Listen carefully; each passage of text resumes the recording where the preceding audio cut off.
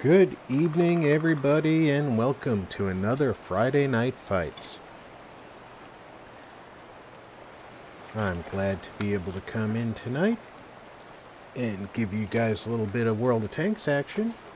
And in our last update, we received our first Italian heavy tank line. So I actually had to go back a little bit here to a tier 6 medium tank in order to earn some experience to go ahead and start researching and buying the Italian heavy tanks. So that's what I'm going to start off with tonight. I hope y'all are ready for a little bit of mediocre tank action with this sucker. I am not an exceptional medium tank player with the Italian tanks. They're not quite the ones that I cut my teeth on in the early game. Although, this little tank is actually fairly quick compared to its predecessor. So with some luck, I should do well in tonight's battles. This is a very tier 8 game for my tier 6 tank, so I'm going to be trying to keep myself in the midfield somewhere behind cover.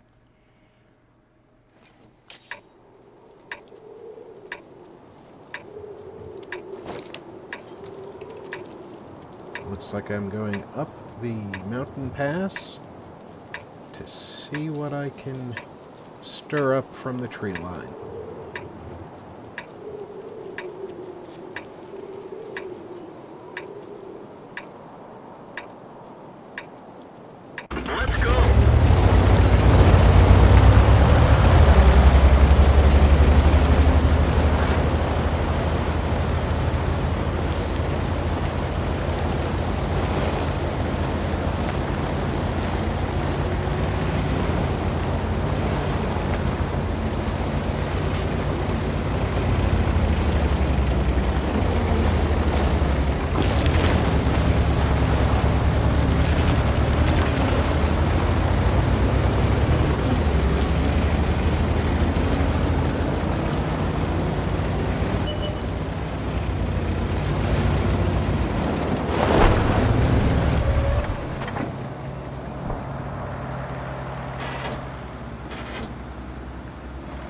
Poke your nose out, sir.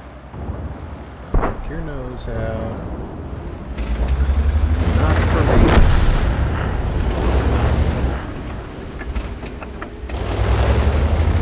Okay.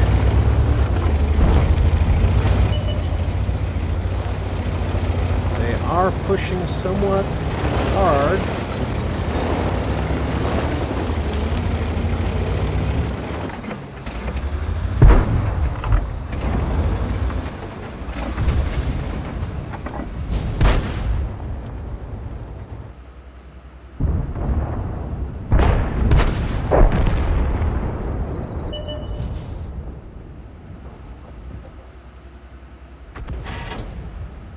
There's the other team's Italian medium.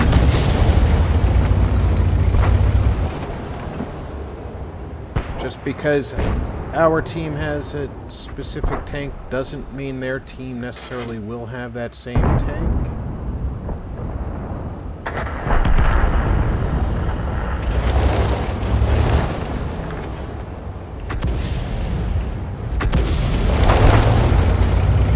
Sometimes it can be a pretty good guess that they will. Especially if, like right now, we've got a brand new Italian tank coming into the game.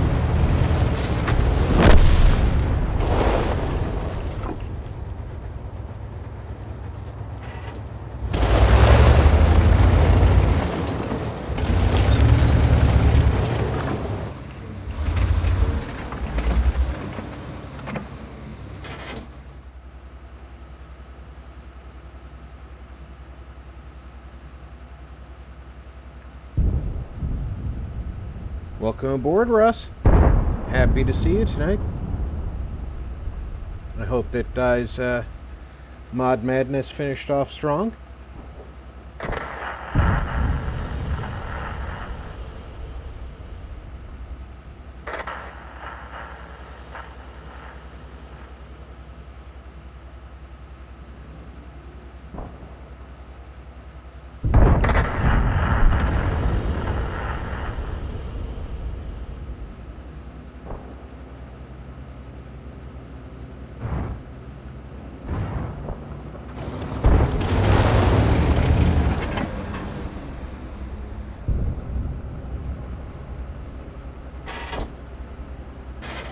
I find myself wondering why I can't get a bead on that tiger.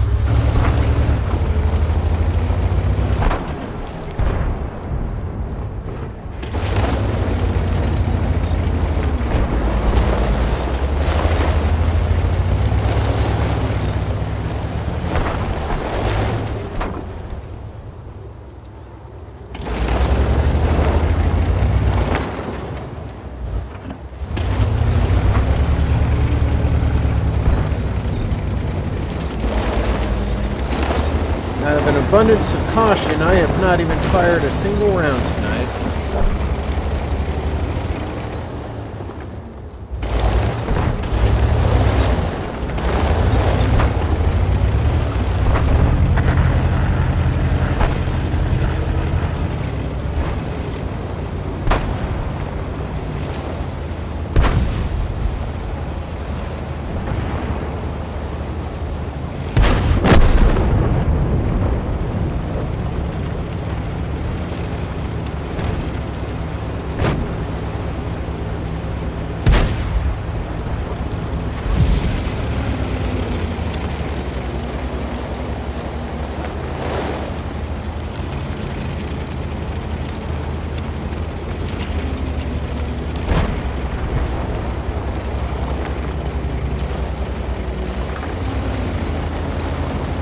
Hi, Chick. I hope that I'm not mispronouncing the first syllable there too badly.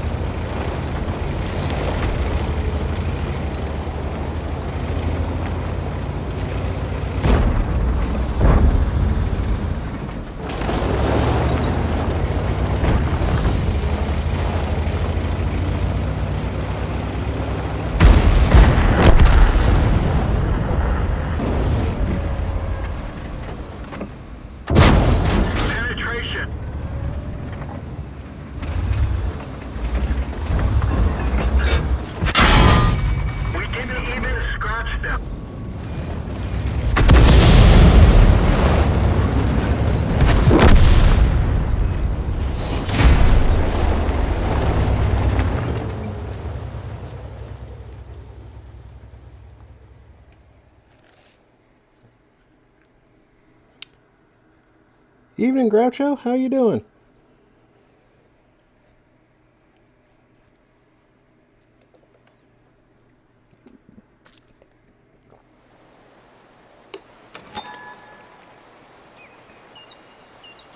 Oh, the pathetic amount of experience for barely showing up for this battle.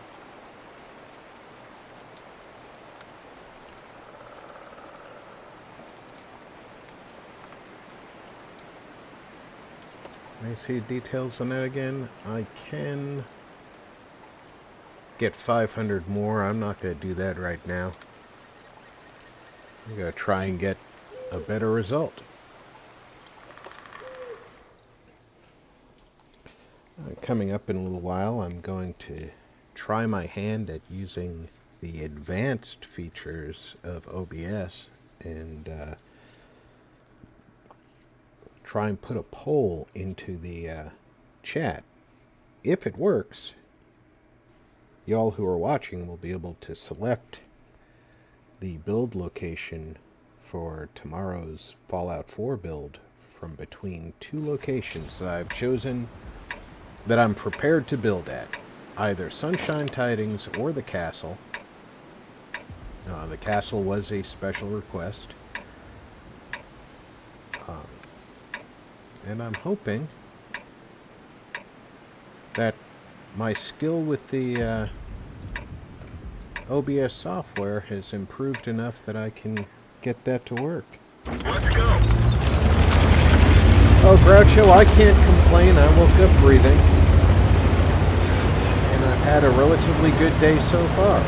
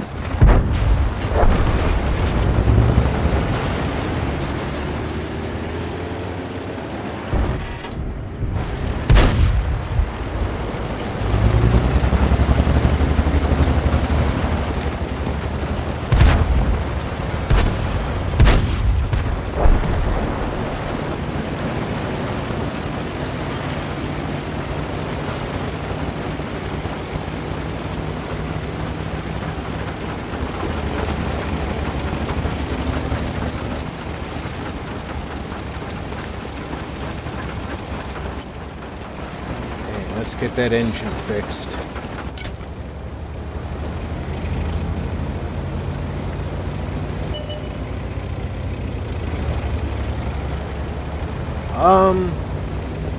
I'm not familiar with the objects right outside of the battle area, but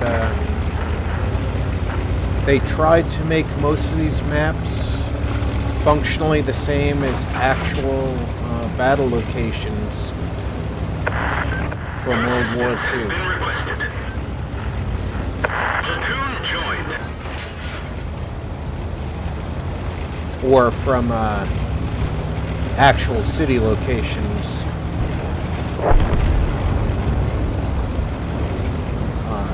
In some cases. There's some that are from Ukraine. There's some city locations that are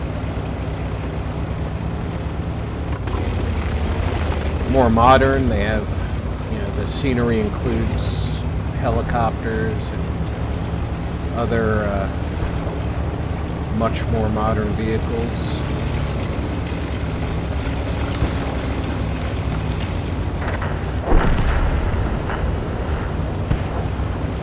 What I just saw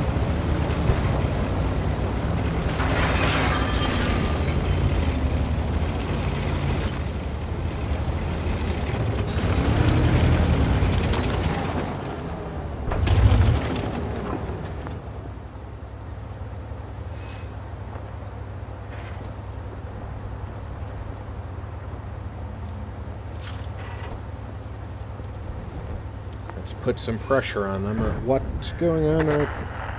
Yeah, it probably is. Yeah, that's definitely a flak tower.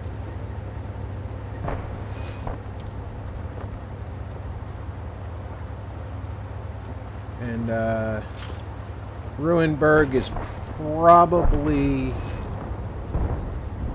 I want to say it's a central German city it was based on. Right now, because I'm in the capture circle, the enemy tanks are hearing an air raid siren, which I like to use to basically annoy their nerves. There was no way I was going to get over there and fight them in the amount of time I had left.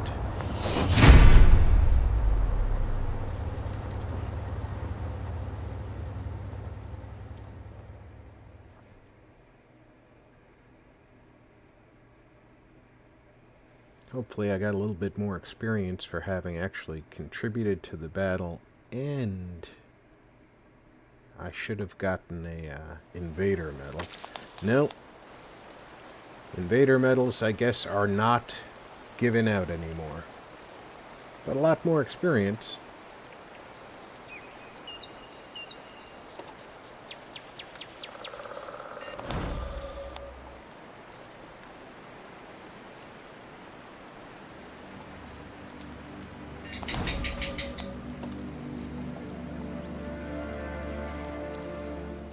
I only need 49,000 more experience to research the heavy.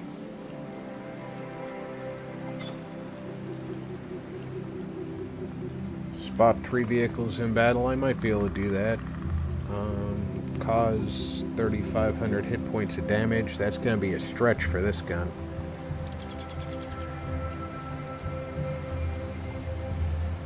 That's going to be a stretch for this gun, yeah.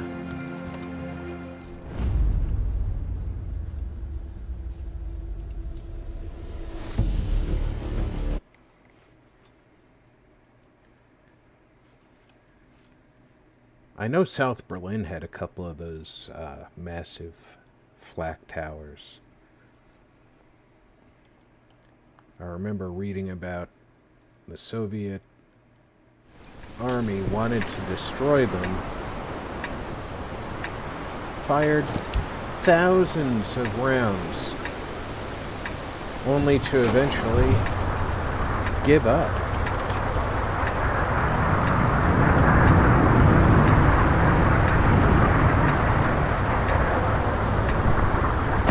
I don't see a flak tower in the distance here, but I do remember them being Time to roll out. in or near Berlin.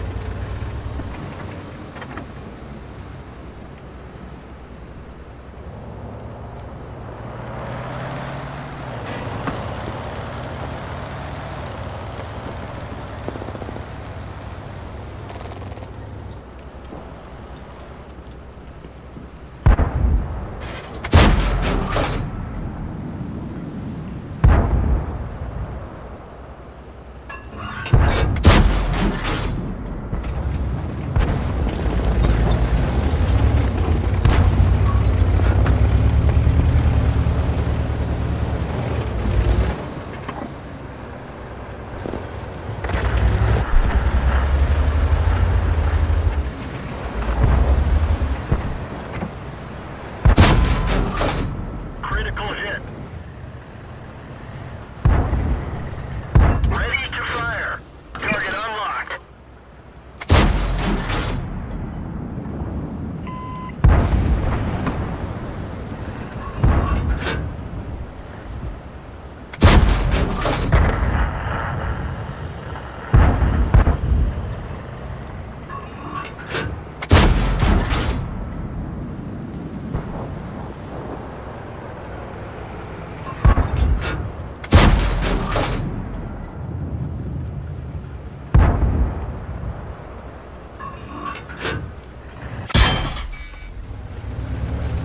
Track hit. I hate that Matilda. Fires way too fast. Doesn't matter if it's just nibbling away at you at that speed. They'll get you.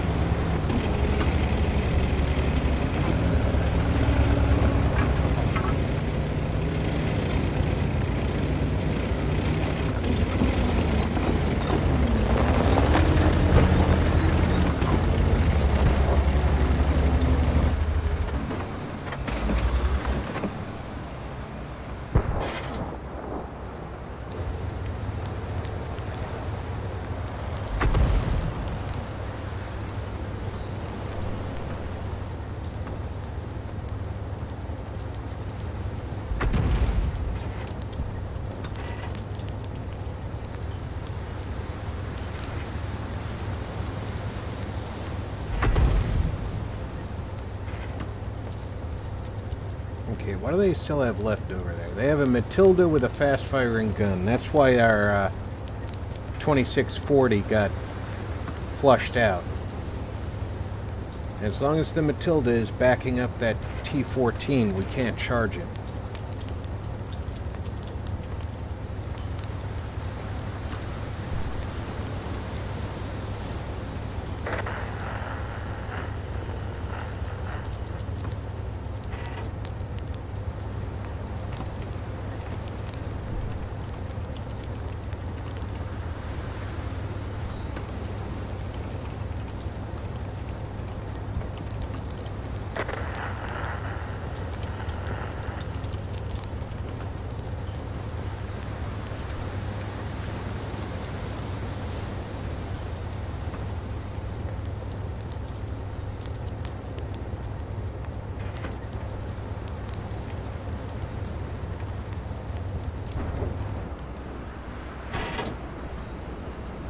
There's their Matilda.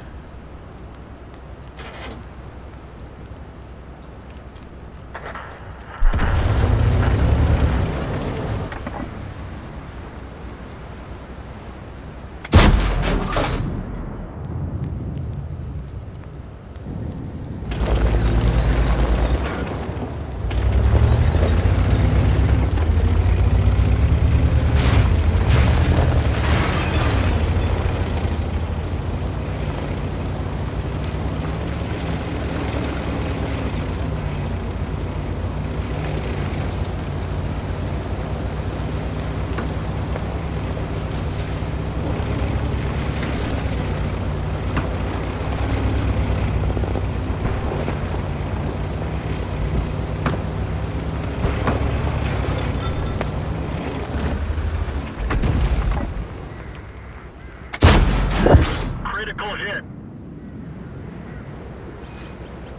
We've lost the track.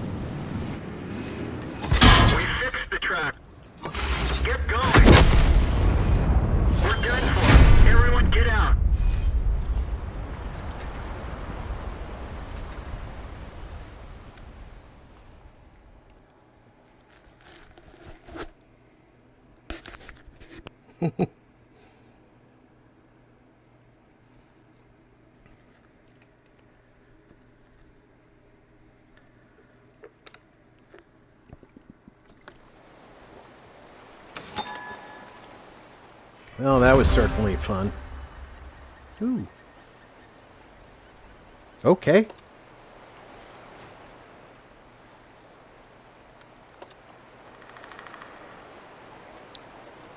High caliber. Nice metal to pick up.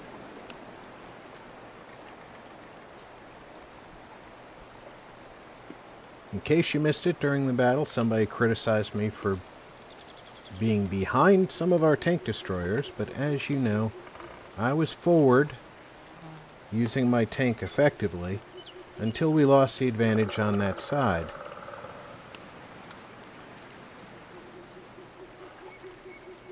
I should be allowed to, Oh, I can't bump up that, experience.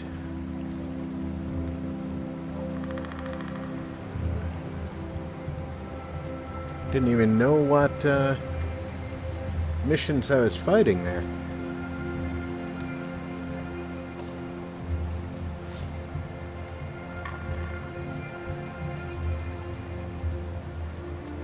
That's not too bad.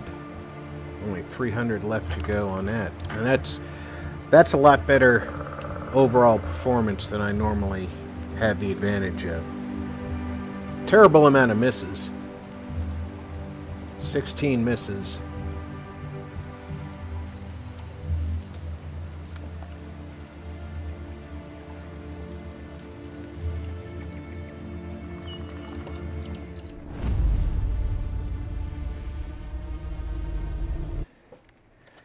If there weren't quite so many of them, I might have done a little better.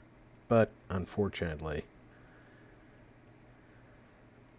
at the end there was just too many for me to fight and not enough repair kits in my inventory.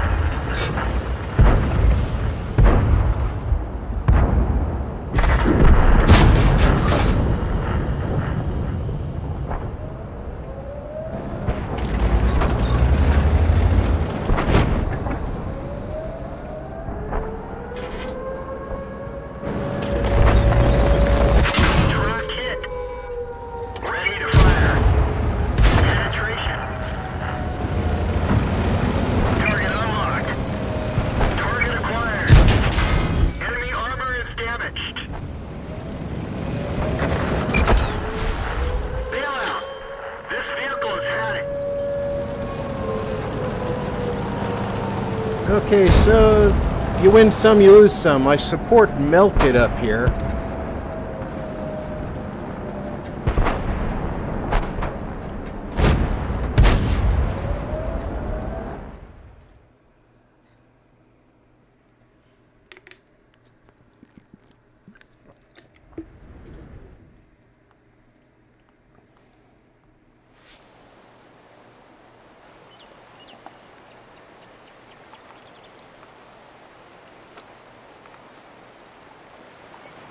This is the next tier up of the same tank.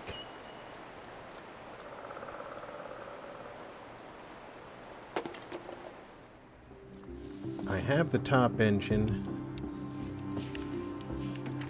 I haven't convinced myself that the top gun is a benefit.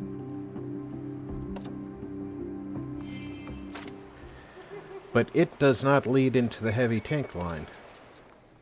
So I am trying to keep fighting this tank for right now.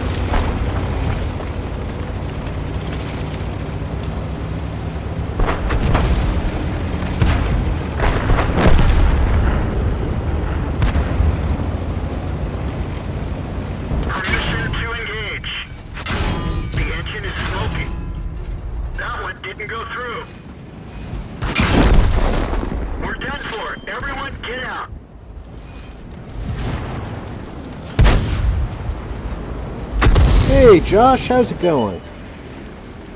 Dalton, good to see you.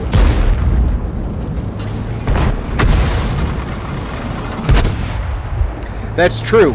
Dalton, I in the real world, you don't have to hit the tank to get rid of it from the battle. Unfortunately, this is not the real world. In fact, some of those shells, or some of those buildings, are impervious to both shell and being rammed to death by tanks. Okay, we know we're going to be doing medium tanks, so let's find a good tier 5 or 6 medium tank to play while I wait for my dead one to revive. Let's take the Firefly out.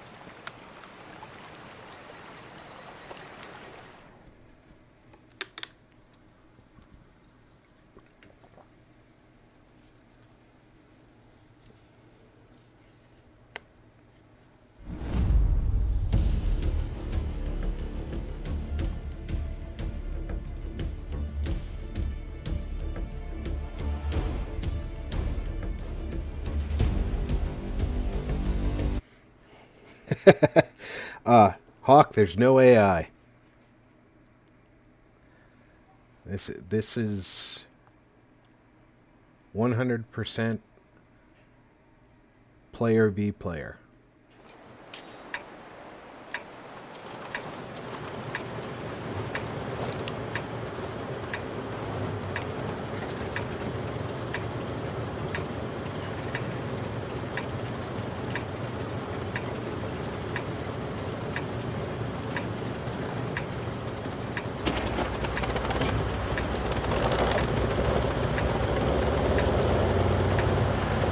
Oh, you want...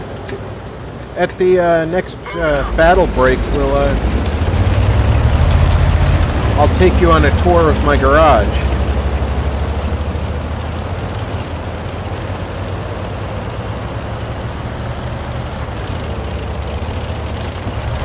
Last time I counted, I had 72 tanks, but that's been a while, so I might have a few more now.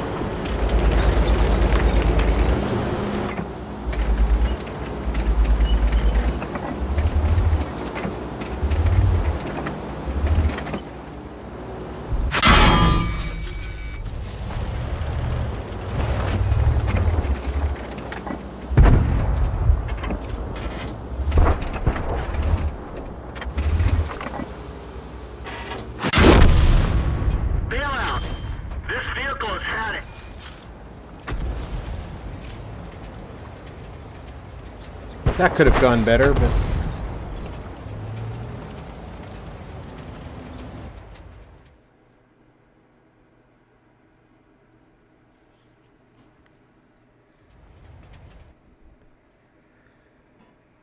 Well, some guns are more accurate than others.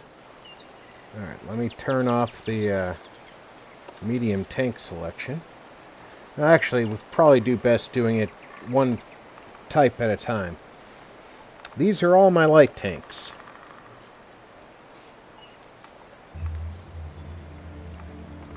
As you can see, they divide them by nationality.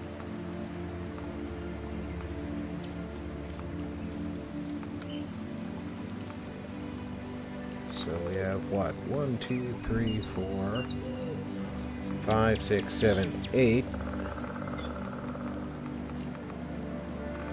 9, 10, 11, 12, 13, 14, 15, 16. So 32 light tanks. These are the super low tier ones. Basically the beginning of World War II. American, not really knowing what we're doing with tanks.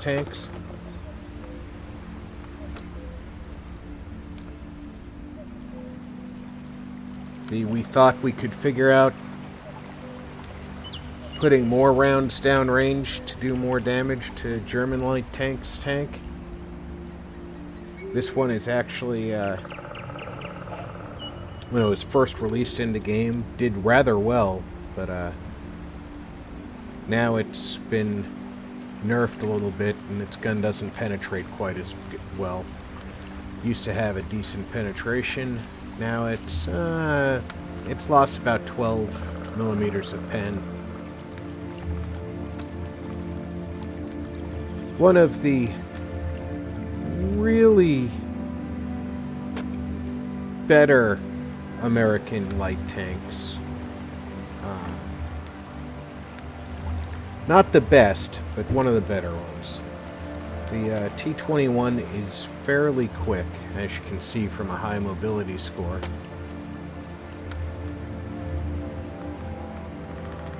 Super Chaffee's a premium. Oh great, we won that one. Let me see what the...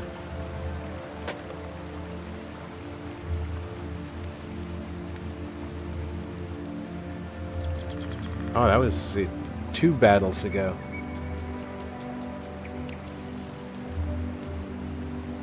Even with essentially throwing my tank away, I wasn't last in line. It's far from first, though. Super Chaffee's a premium tank. It's basically the Chaffee light tank body with the massively enlarged turret. And we go to the German early war vehicles. The Panzer II. The Panzer II Ausfin something. I don't remember the word right now. This is a machine gun. This is a high-speed autocannon, basically a machine gun. Then you get into this one, which is a high-velocity cannon. In these, I believe this was a Czechoslovakian tank adopted into the German tank corps. This is one of the funnest little light tanks at low tier. The Panzer 1C is incredibly fast and has a machine gun. If you don't run into anything that you can't hit or can't penetrate, you can run circles around them. But very lightly armored and very easy to destroy. Perhaps the cutest tank in the game, the Panzer II Lux, another machine gun firing variant. It's a 20 millimeter cannon, if I'm not mistaken. No, it was 30 millimeter. I'm sorry. High rate of fire, high speed vehicle. Both of these were basically scouts in their role. This tank was drawn but never existed. It is the first of the intentionally sloped armored versions of the German tanks.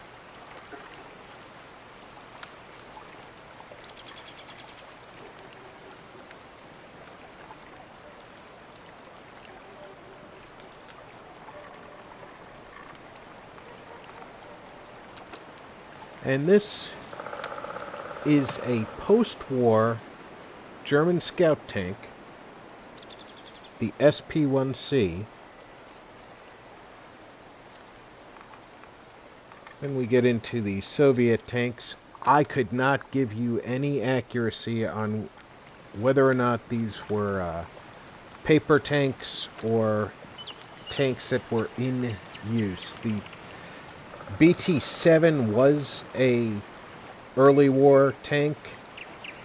The BT-7 artillery, which used a howitzer instead of their 45 millimeter tank gun, I couldn't tell you if it ever actually was used. The 116 is very fast.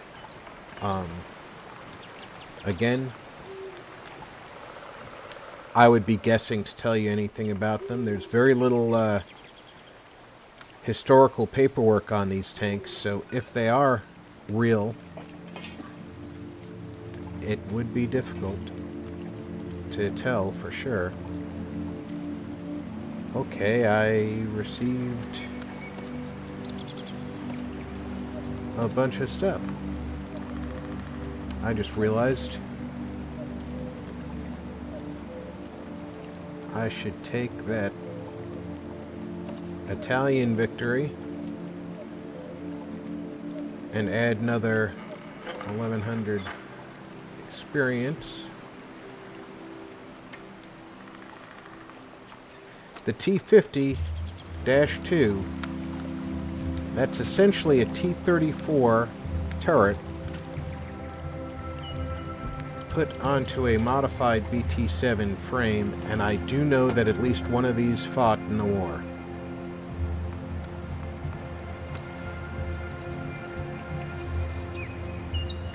You know, they could have used it in Afghanistan. Hawk. A lot of Soviet armor from even before World War II was in use in the Middle East as late as the late 90s. We've actually found a T-35 without its engine at the base we occupied in Iraq in 2005. So there's any number of tanks that could be there. The Cruiser 4, British light tank, mostly served in Africa.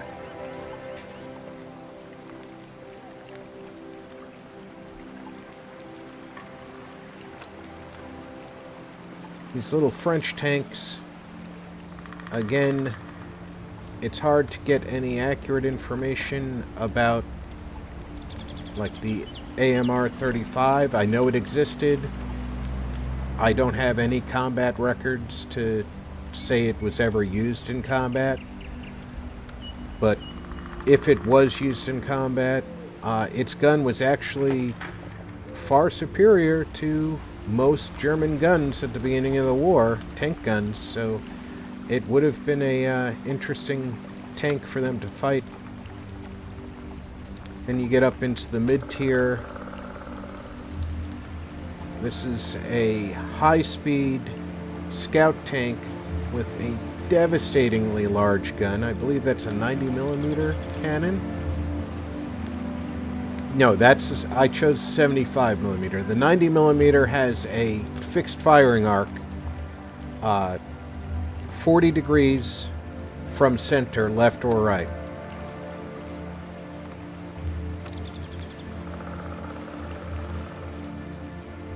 They did introduce wheeled vehicles, and I managed to eventually earn enough experience to get one. I'm still horrible at driving these.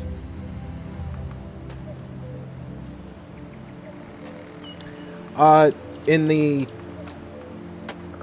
BIS, the gunner is actually looking through a sight that is mounted underneath the machine gun here. His initial sight, because it's coaxial with the barrel of the gun, or the small sight, is for aiming once the target has been designated. And both the commander and the gunner can see through this sight for selecting targets. But this is primarily the commander's sight. So what's going to happen in this vehicle, if the commander is looking through that sight, it's got a slight adjustment left and right of center line of the turret. The commander has control over where that sight is looking. The gunner can look through it, but he can't control it.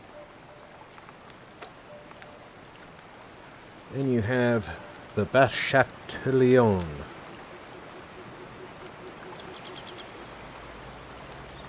The articulated turret is almost completely separate from the hull. There is a thin little connection down into the hull where they can scoot down if they needed to. But the commander and the gunner are fairly isolated from the driver in this tank. AMC 1390 is a further enhancement of that same design. Now you have, if I'm not mistaken, you have a one-man turret and 2 men in the hull.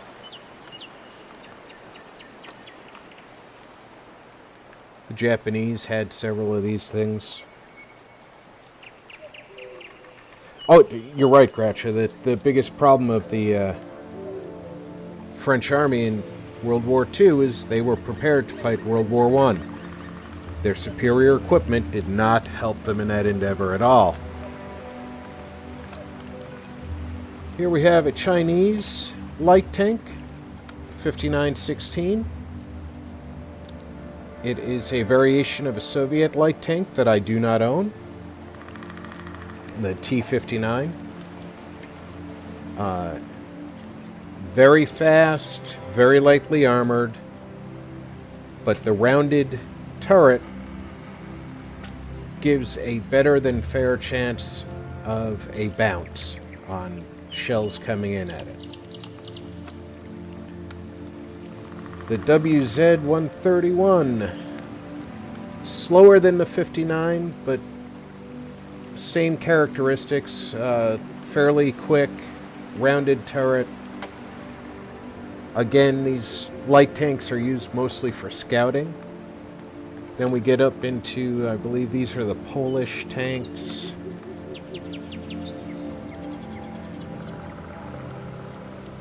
Not a lot of combat time on Polish tanks. And this one is a Swedish tank, which actually saw 0 combat, but did exist. And then the little Italian tank that they used to invade Ethiopia with. It works out well when your enemy is armed with lances and antiquated rifles.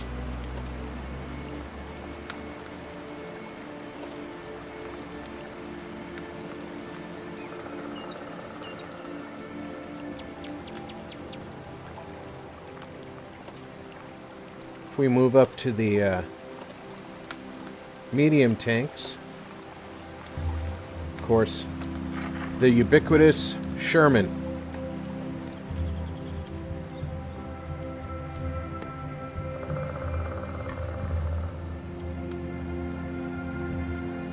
Probably anybody in the military who hasn't seen one of these never went past an armored unit. These things are on static display on every military base. Heck, some of them are probably on static display in front of National Guard armories. The E4 or A2E4 Sherman, which was the tank that they gave me for being a beta tester. There's very few of these that you'll see in use in game. I still use mine every once in a while. It's a little bit less firepower out of the 75mm gun, but I like it. Especially because people don't see it often. It throws people off.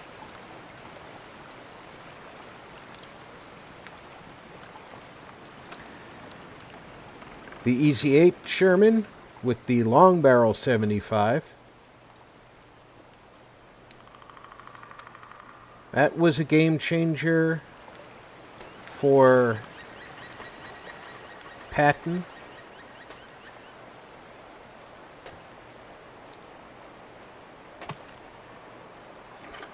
In my opinion, probably one of the better tanks of the war, even though it did have a flaw in both the side armor and the side of the turret, having a weak spot, and it was difficult to overcome the weak spot in the turret because the Sherman turret is a cast turret. So in order to fix that, they actually welded steel plate over the weak spot in the turret, which introduced an interesting problem with the cast turret in that the welds tended to cause crystallizing in the cast steel, which caused some hits on that welded plate to actually knock the entire side of the turret off. Obviously not the intended result. Yes, the Abrams is a modern battle tank. The Thunderbolt is effectively a make-believe Sherman with the Firefly's gun on it. Not familiar at all with anything named Eagle 7, but the T-26E3 is an actual U.S. military design, so I have to assume that this was named after a specific tank of that design.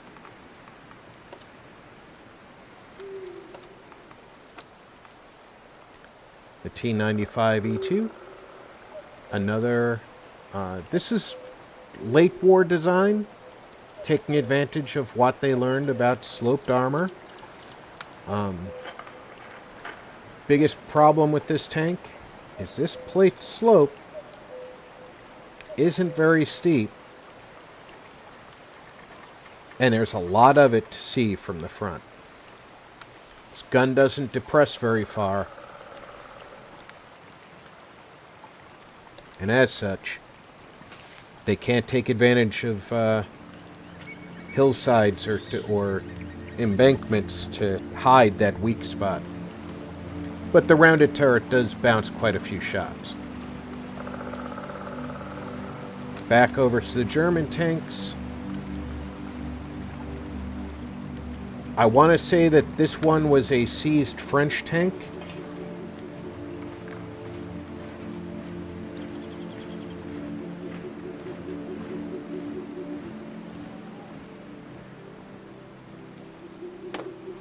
I think it was called a Soma, S-O-U-M-A,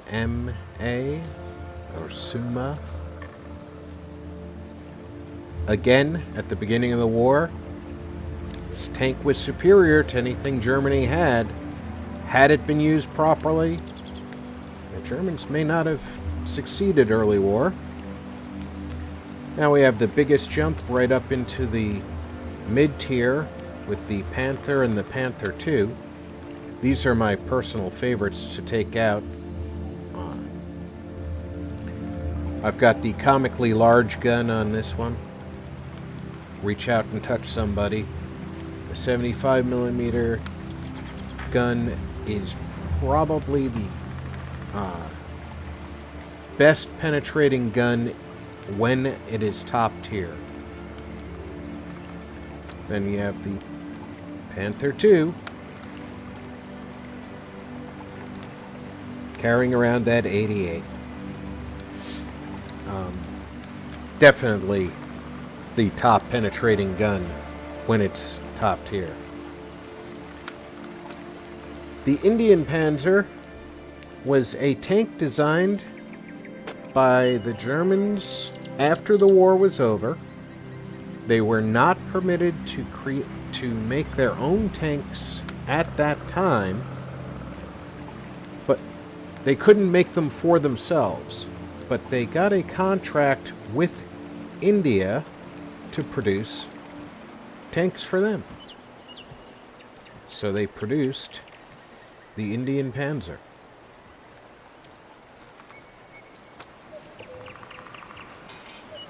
The E-50 is part of the development project that Germany undertook starting in the late 1943 to create standardized tanks of light, medium, heavy, and super heavy designations. They all use the same sloping armor and high caliber guns. They pretty much only exist on paper. The VK1602 Leopard is the forerunner of this. And then there is the E-50M, which is the top tier version of this tank. There's also the E-75, which is a heavy, which we'll see in a little while. The Leopard Prototype A, the first version of the Leopard tank, the modern Leopard tank, very lightly armored. As a matter of fact, I would say that this tank is armored with ammo racks, because every time I get hit, I lose an ammo rack. It doesn't matter where I get hit, it doesn't matter from how far away I get hit, and it really doesn't matter what caliber gun hits it. But that cannon is very accurate, and this tank is fairly maneuverable. So if you're careful and you use terrain to your advantage, this can be a great ambush predator.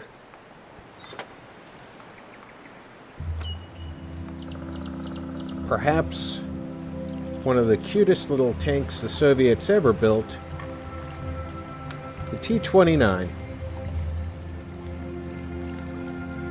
These are in fact turrets, but they only house anti-personnel machine guns. Moving up, we have the British Lend-Lease Matilda. This is not the same as the Matilda I had to fight in the earlier battle tonight. This one is limited to this gun, which is the 76mm, based on the same gun that the Soviets were already using, because the British didn't feel that they should be given the smaller caliber, but which is this one here. But if you see this little bulge here, if I can get it more visible for you, that is known as the Little John adapter, which turned this into a high penetration gun.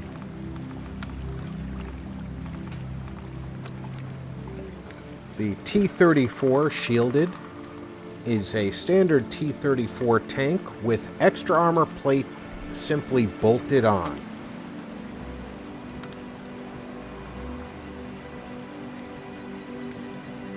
It was used. Not a lot of Soviet combat records showing success. It's a moderately good tank here in game. The T-34-85, which was the ultimate upgrade of the T-34, has that beautiful 85mm gun that was easily the equivalent of the German 88, even if the Germans would never admit to it. The A-43 used a smaller caliber gun, 57mm anti-tank gun, very accurate, very high velocity shell.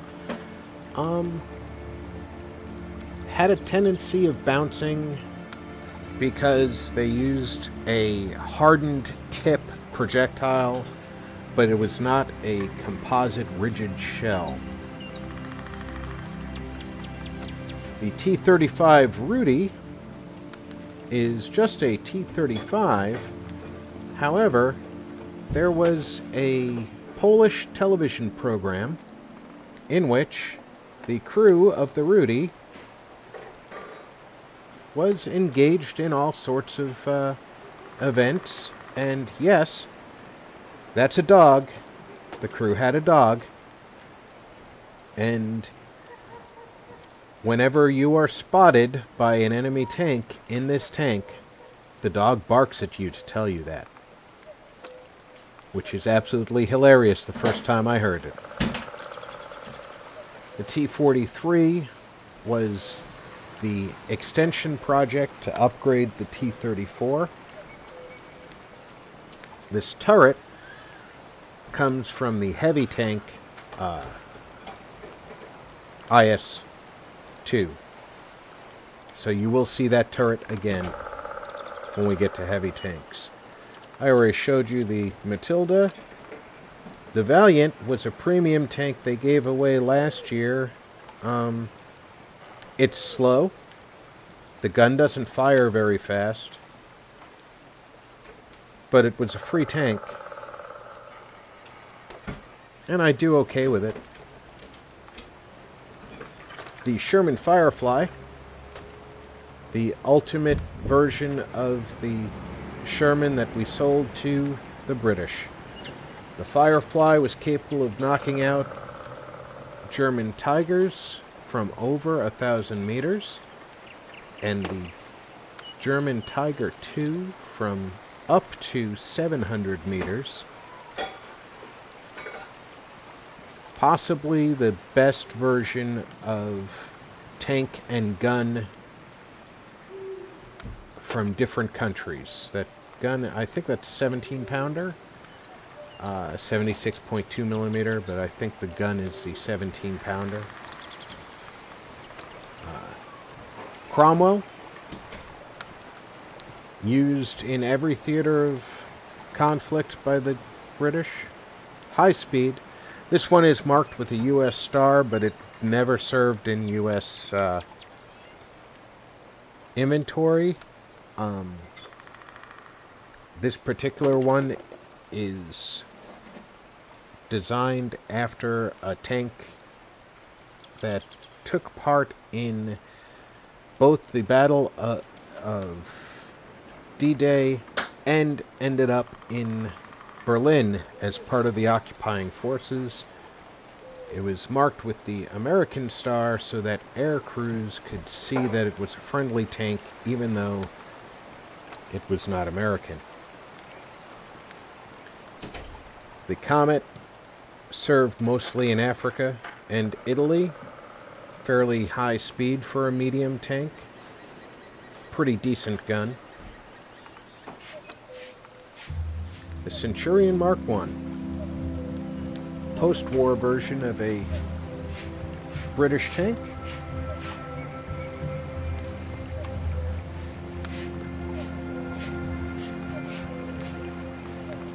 Now we get into some oddball French medium.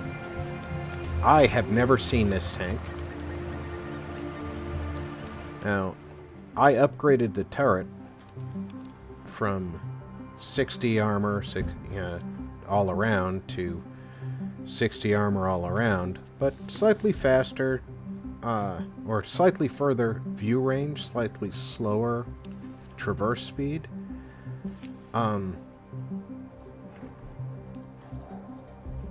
The view range is king in this game. It also restricts what gun you can put on it.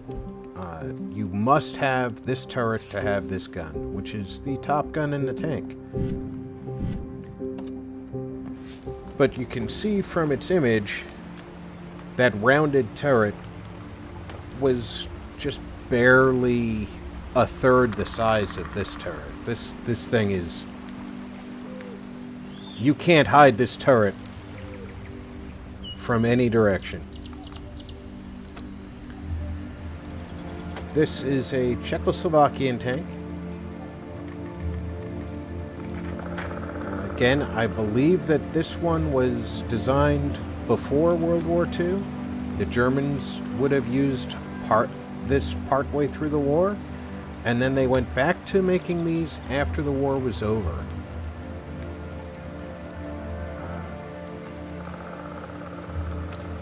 This is also a Czechoslovakian tank. This one was not made until 1944 and never saw service in the German military. By the time these were actually ready to roll out of the factory, the Soviet Union had pushed the Germans far enough back that they were back within the original borders of Germany. This tank only ever served in Czechoslovakia under Czech crews without any German commanders. The Japanese medium tanks, not a lot I can tell you about their World War II versions. One unique thing about this particular one, the Chiri, semi-automatic main gun. This was used for firing high velocity or low velocity, high explosive shells in the real world. And this gun was actually the anti-tank rifle of the tank. High velocity rigid shells or projectiles designed to destroy the enemy vehicle. In game, all the rounds go through this gun though. Post-war version of the Japanese medium tank is the STA-1. If you've watched a lot of Godzilla King Kong, any time somebody went to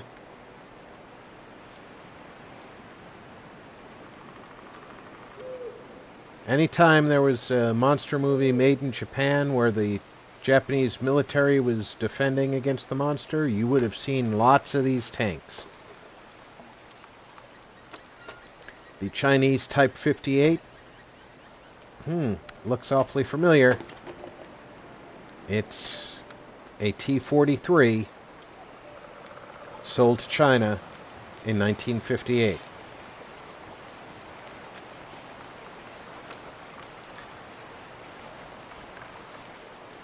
This silly thing can't get out of its own way.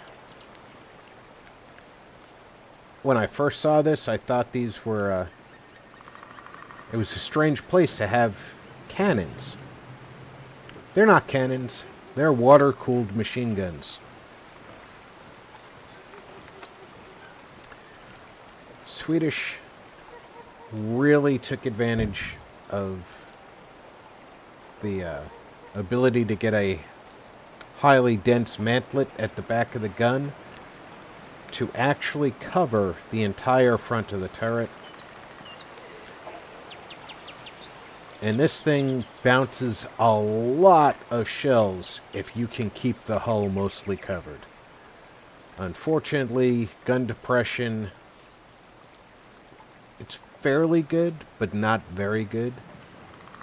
So, generally speaking, when you use a hilltop or a berm, people can see this part of your hull, and that's what they'll aim for.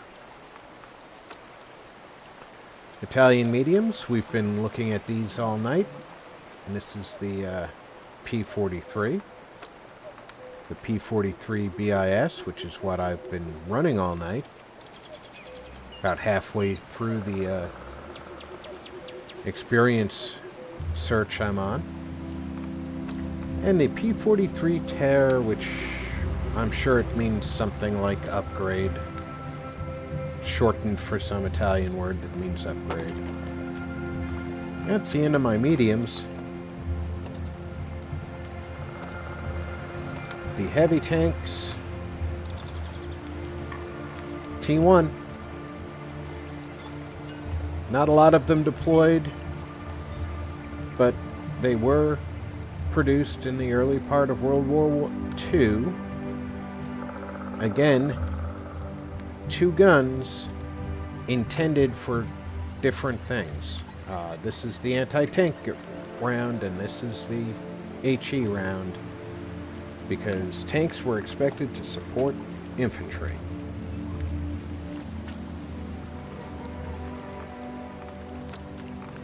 T-14. I have never seen a physical T-14. I've not seen any records saying it was deployed in any battlefield. That doesn't mean it didn't. I am just not familiar with it. T-29 was probably the ultimate tank design of World War II as far as Americans go for a heavy tank. Still fairly mobile. Was not delivered to Europe until shortly before the surrender of Germany, and none of these saw combat.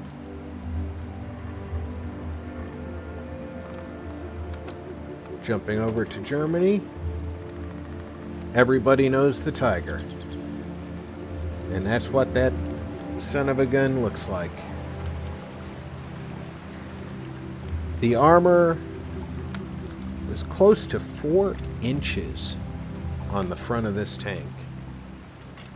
Give you an idea of how devastating that is. And of course, the 88mm gun was the ultimate design, or at least the ultimate desire of a design for the gun from Hitler.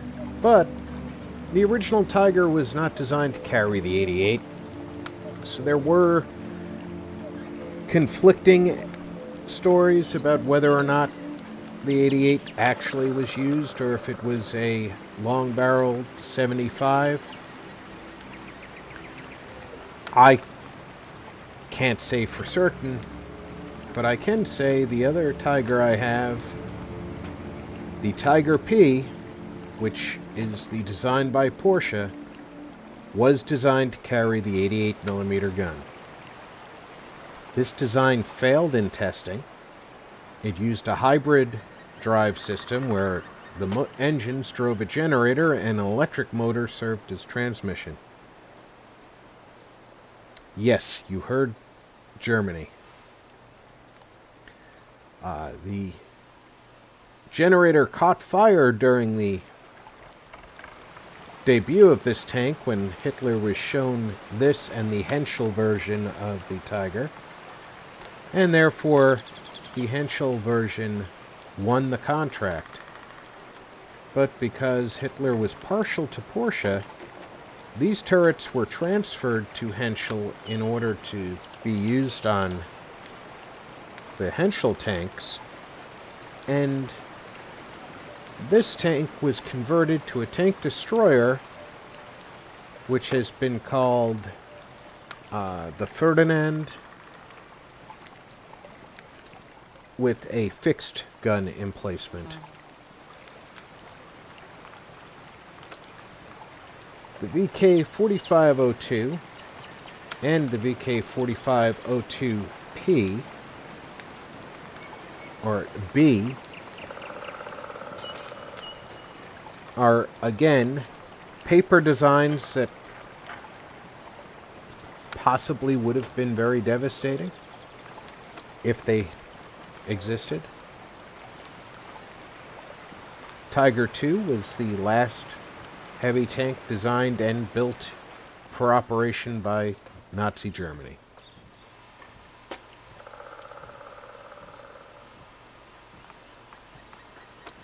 The VK-40 or 10001. I've looked in several armor websites, a couple of books at my local library. I can't find a reference to this anywhere. All my Google searching brings me back to either this game or to Wikipedia, which I trust about not at all.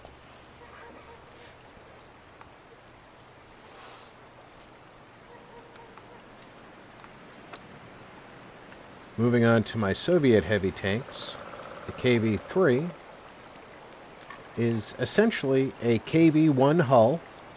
The nose has been up-armored, and a new turret has been produced designed to give the gun a lot more elevation, not so much declination.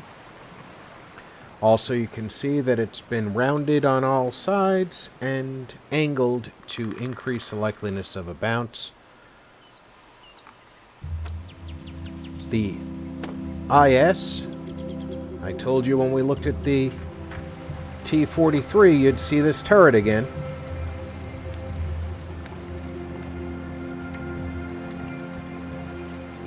This is the tank supposedly designed by Joseph Stalin. More likely, some designer put Joseph Stalin's initials on it in order to be favored by Stalin. The IS-2 is just a variant of the original IS. You can see the hull is virtually the same. The cheeks have been angled further on the IS-2 than the IS. The slope behind the cheeks is virtually the same. It's essentially the same tank. Upgraded, of course. It's a little bit better gun, a little bit better handling. And then the IS-3 eliminates the cheeks altogether and goes instead to this pike nose design. These angles bounce shells very well when you're straight on your enemy. From this angle, however, you're hitting him much flatter, making the penetration values substantially different. But if you look right through the gap in the wheels, there's an angle on the bottom as well. A round coming in from the side, unless it hits this flat area right here behind the idler wheels, it's going to hit that and bounce harmlessly into the ground. There's a lot of wheel to hit in there, but the crew will survive.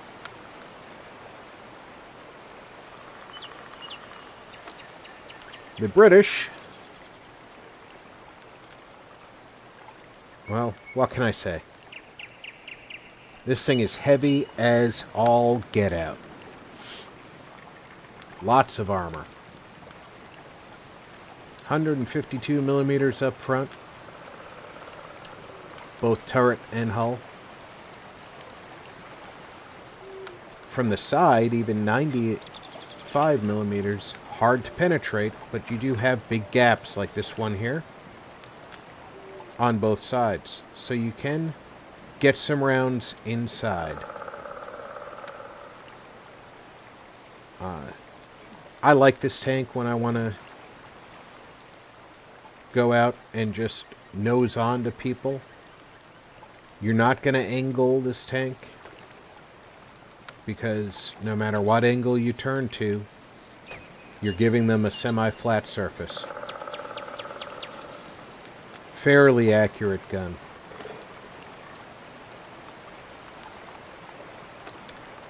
This is the tank that's design was done by committee. Clearly designed to fight World War I. TOG is actually an acronym. The Old Guys. The length of this tank is as long as it is because they wanted to be able to drive over trenches.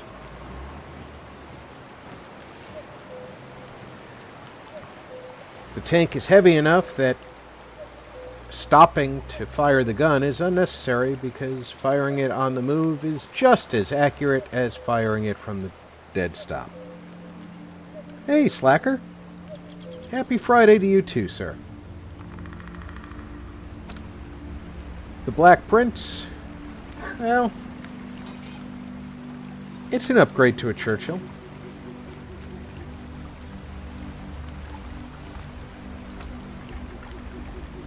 The FV201A45, fairly modern-ish post-war design. I cannot verify whether or not this was a tank that made it out of testing, but it was. There were at least 2 of them built. Then we have the Carnarvon. This one I know was designed in World War II. I don't know if it was produced before the end of the war.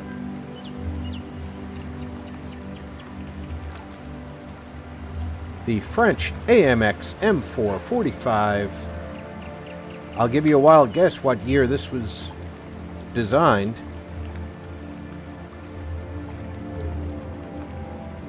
After the French were liberated, they went right back to drawing tanks.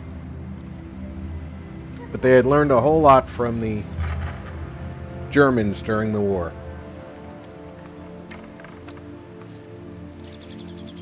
The OI Experimental is a Japanese super heavy tank. This thing is massive. The howitzer fires a high explosive shell. It does have an armor piercing round. It sucks in game. But it's got really nice high explosive shells. The heat obviously has a higher penetration value, but it's not that much higher. As a matter of fact, no, it's about double actually, over double. I was looking at shell velocity in this first one, but you'll see there's no burst radius because it's going to push that HE charge into the tank that it hits. So it's either going to bounce because it hits at an angle where the shell can't do anything, or it's going to mess up somebody's day.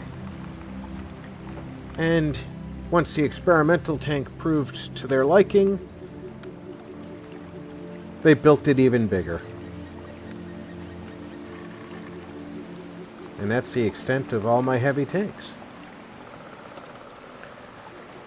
We do have tank destroyers. I have fewer of them. I'm not going to go through the entire list with you, but suffice it to say,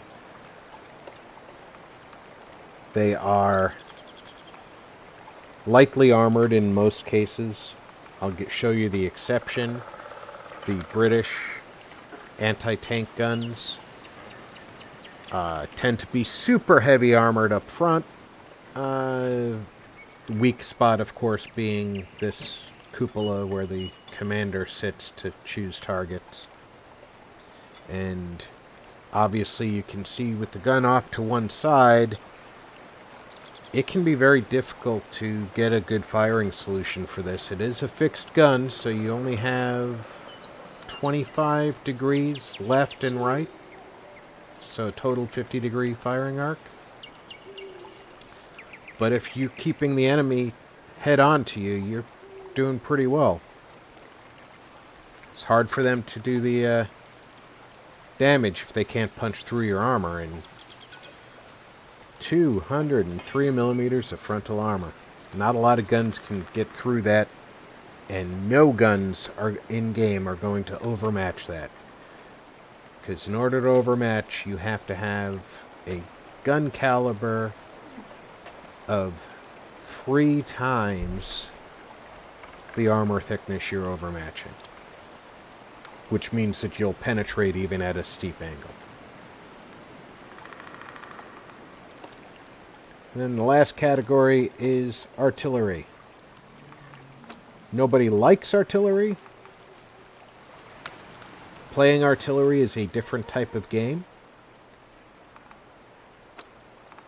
But I have some good examples from all the countries. This is a standard British artillery piece designed for sitting back and lobbing shells. This one is very short-ranged, but better armored and fully enclosed.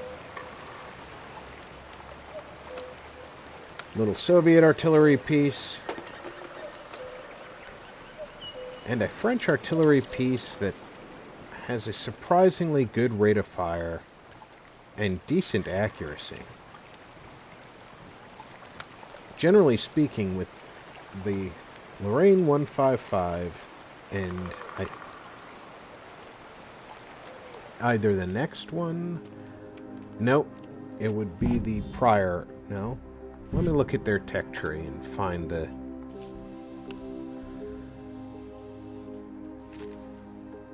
Alright, it's gotta be here. It's not in the tech tree. Why not? Maybe it's a premium vehicle. Nope. Maybe it's been removed from the tech tree, which makes it even harder to look up. People can still use... By the way, if the vehicle is removed from the tech tree, people can still use them, they just can't buy them. But, back to what I was doing, which was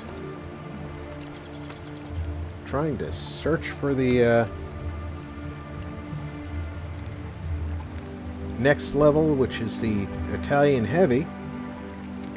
I am going to be taking a break shortly, but I'm going to throw up a quick poll while I take my break, and then we'll get back to some tank action. If the poll works, this will be a first time for me.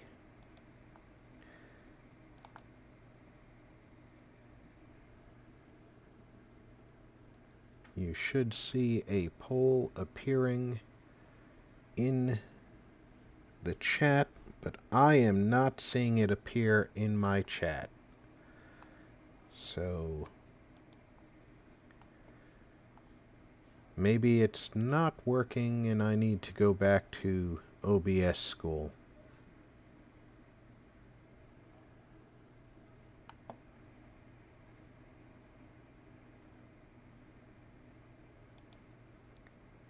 Now, apparently, I do not know what I'm doing with the OBS poll, so in the meantime, I am going to take my break for now. Please refill your drinks, get yourselves a snack, enjoy yourself a few moments of not listening to RP, and I will be back in 3 to 5 minutes. Thank you.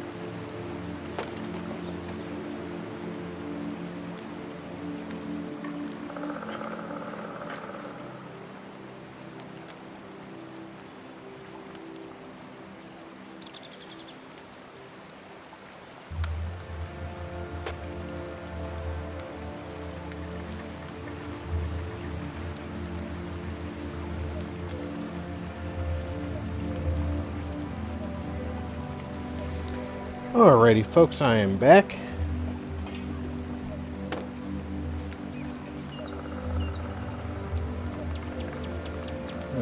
What do we got going on here? Is the damage display working now? Seems to all be up and good. Okay.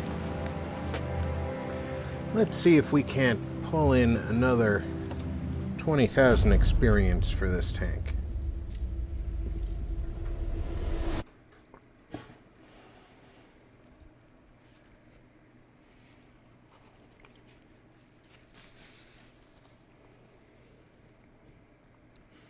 We won't be getting it. Oh, thank you, Beck. Thank you, Groucho. We won't be getting it all in one battle, but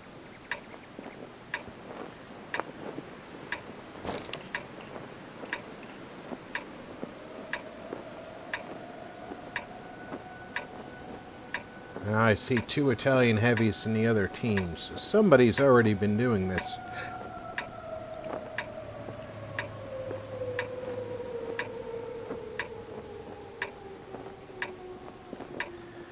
Time to roll out.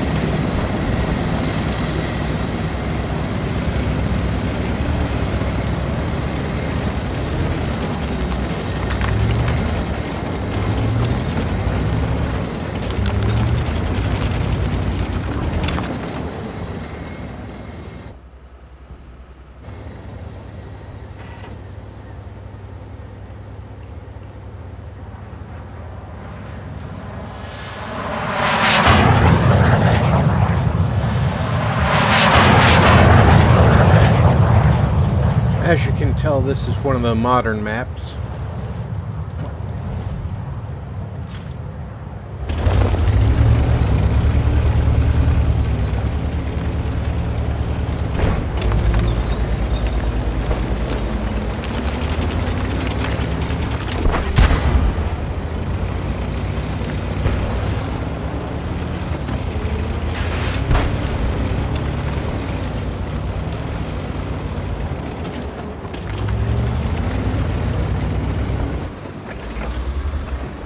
We've lost the track. Enemy armor is damaged. All of their heavies are over here, and it's me and a Skoda to defend. Penetration. We're immobilized.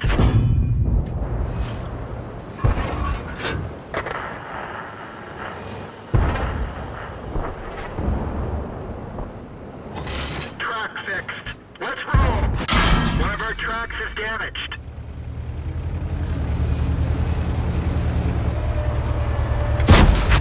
Critical hit.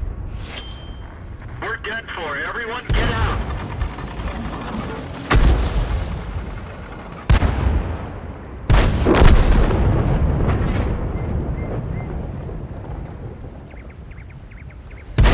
And in case you were wondering, that's what happens when you get outgunned on a flank. Yeah, the jets and the helicopters will throw you off. Because most of the battlefields are set up after World War I encounters. So it is jarring, to say the least. You know what? Let's take out an artillery piece.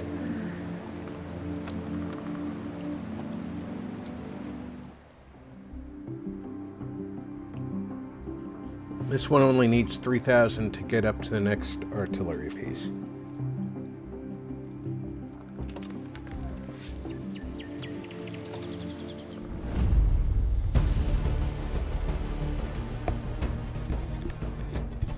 Artillery is a very different form of gameplay.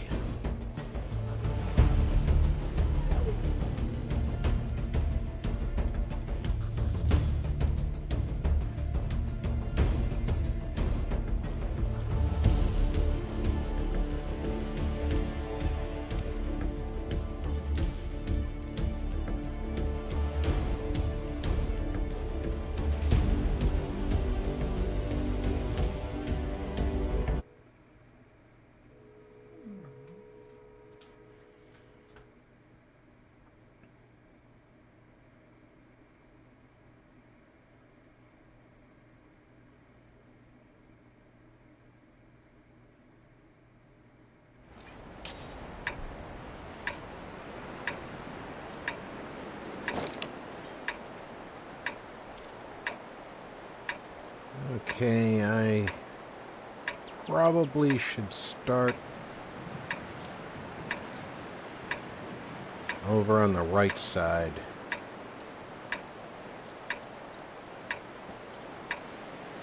Let's get this show on the road.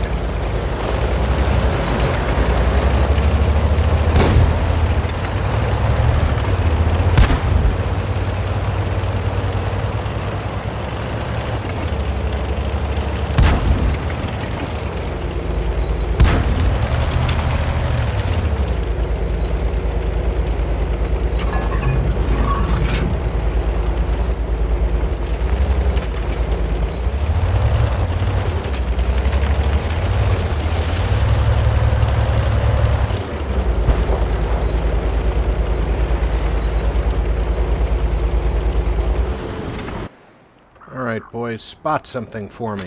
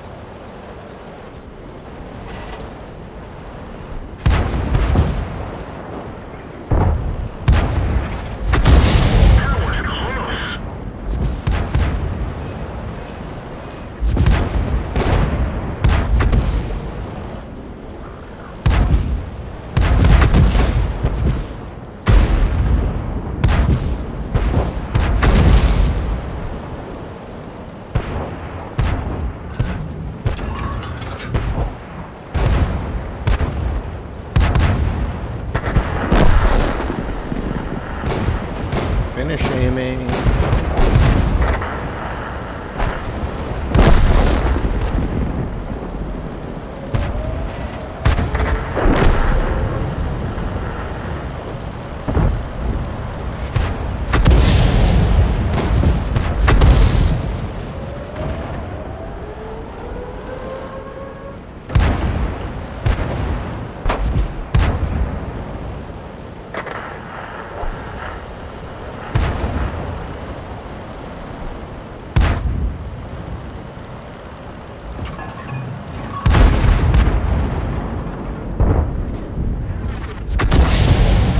Oh, that was horribly short.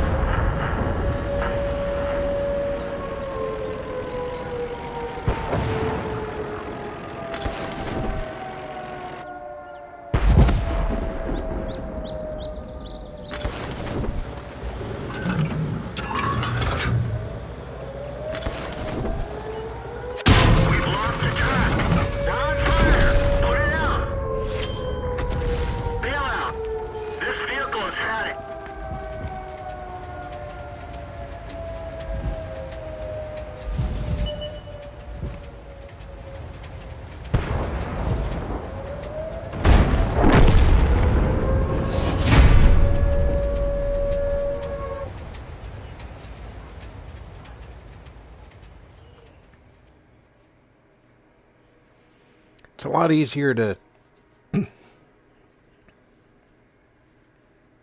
play artillery if you've got the right angles. This particular match was not ideal for my situation, but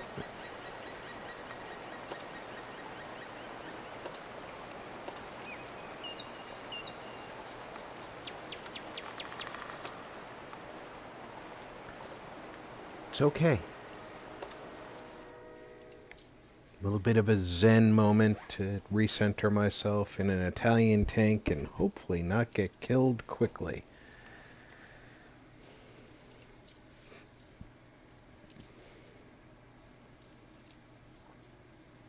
And if we do get killed quickly, I'll go back to my artillery piece and see if I can't land in a better match.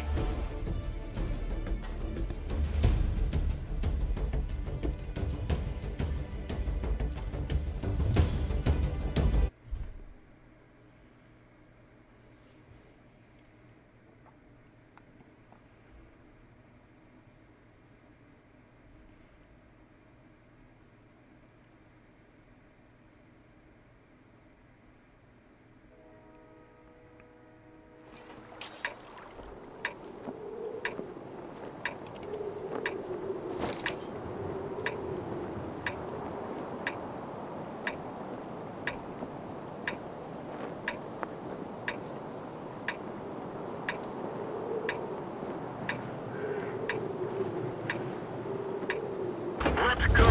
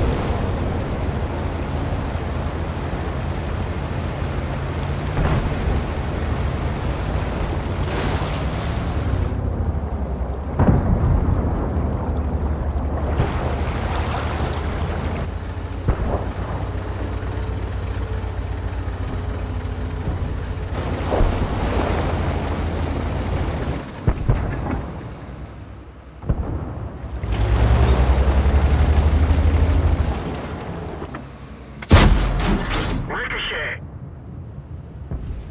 Permission to engage. I don't see the target.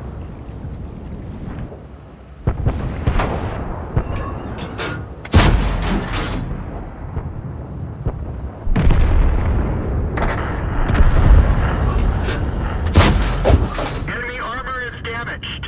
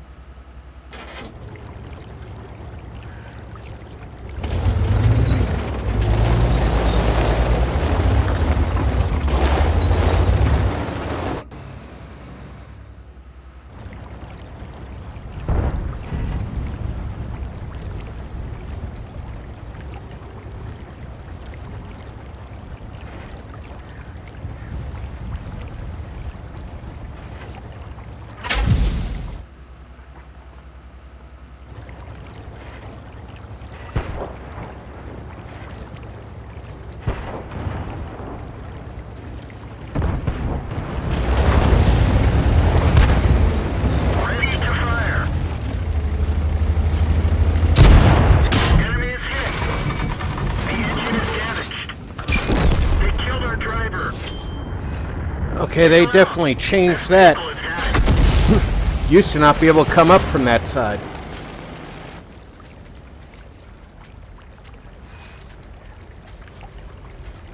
Oh well.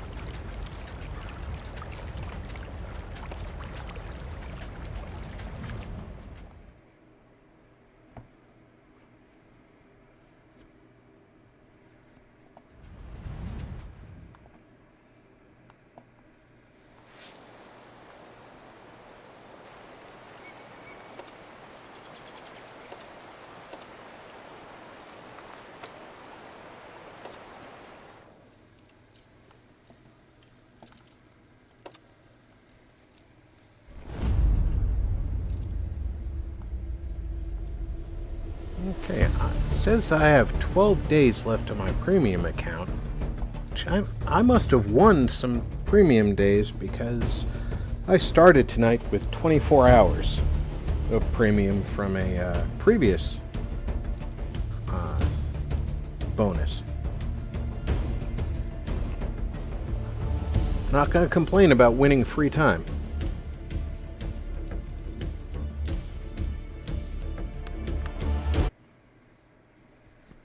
Oh, again, a map with lots of obstacles. And again, I'm the only artillery on our team.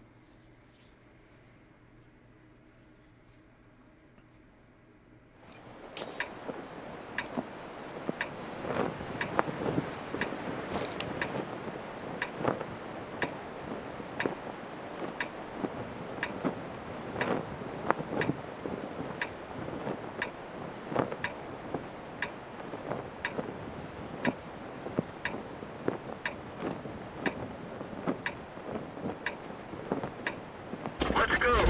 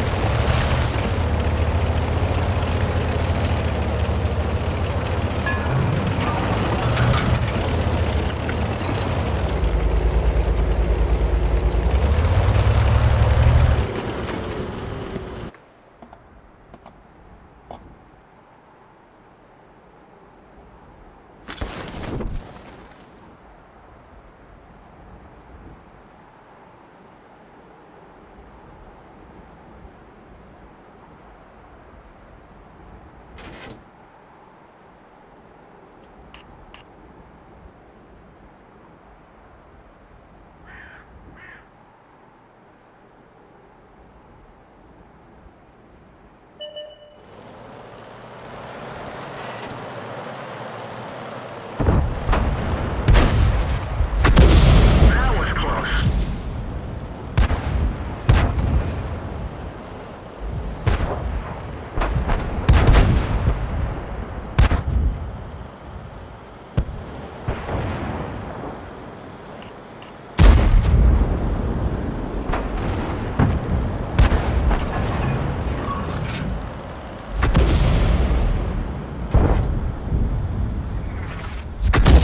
That was close.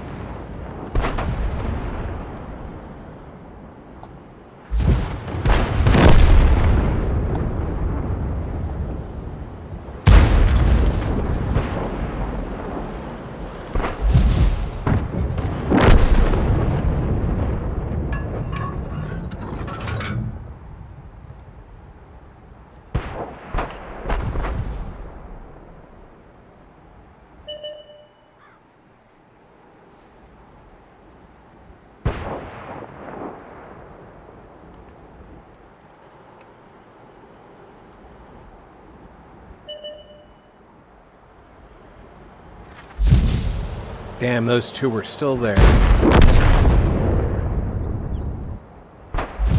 That's okay. Knowing that they're there is a good thing.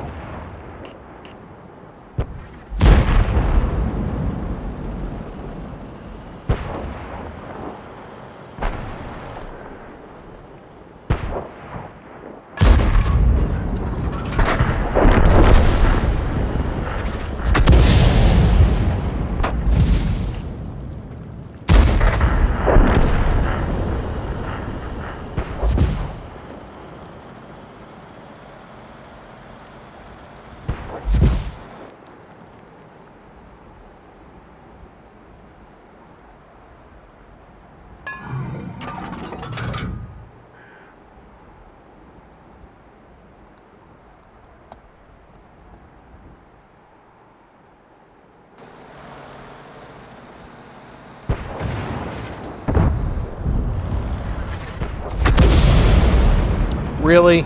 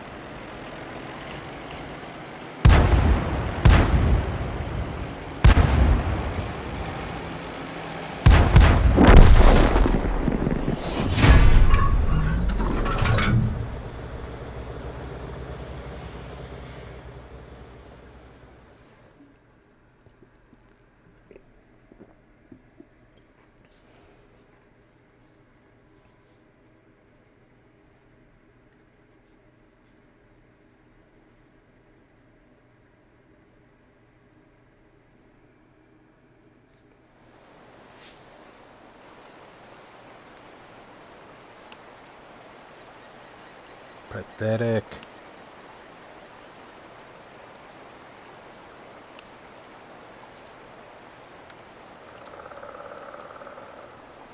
How did I get a reward?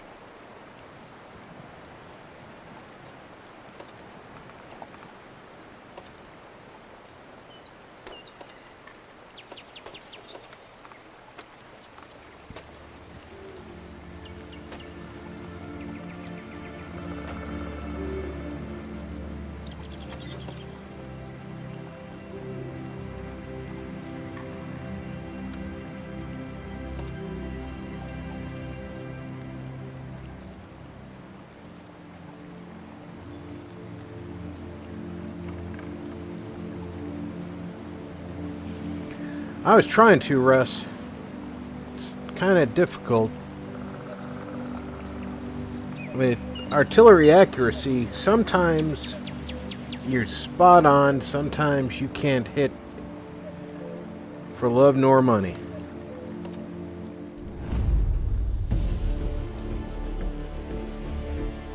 It's not like modern artillery where you can drop a 155 round onto a target the size of a Chevette.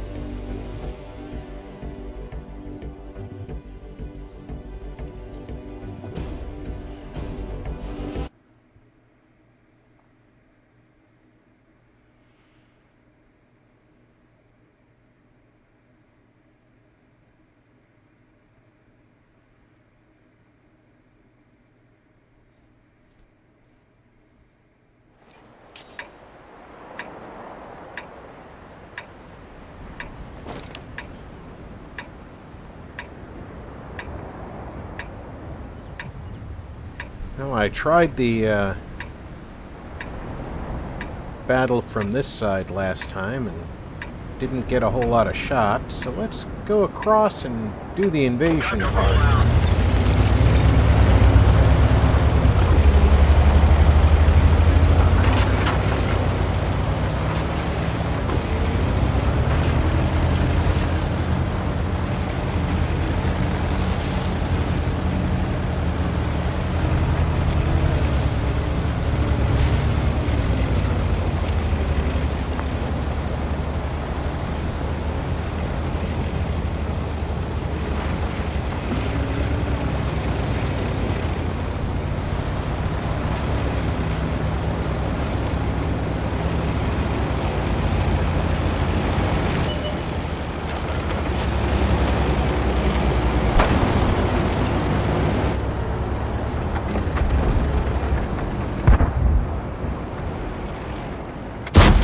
I didn't even scratch them.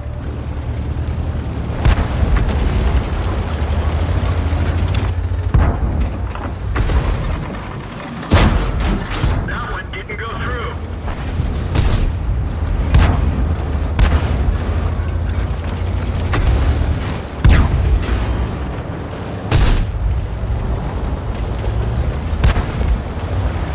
They have 2 artillery pieces. We cannot hang out all together.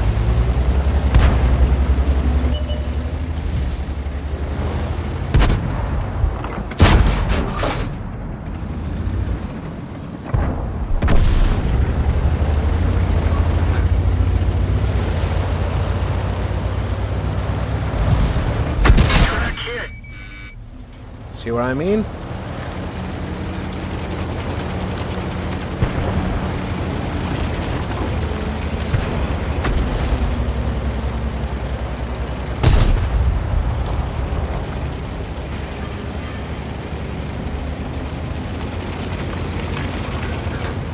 I have 2 heavy tanks up here that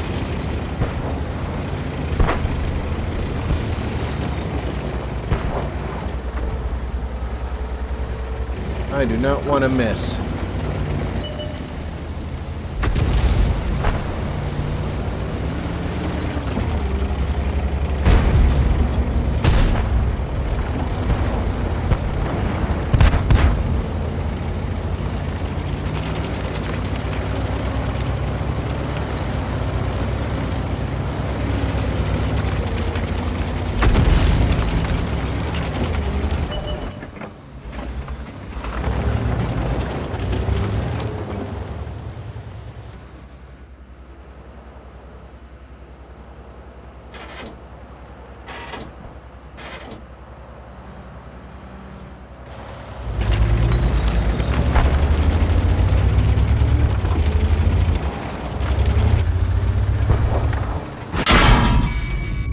Okay, that's some bullshit. He was pre-aimed on me, which means that they knew I was here.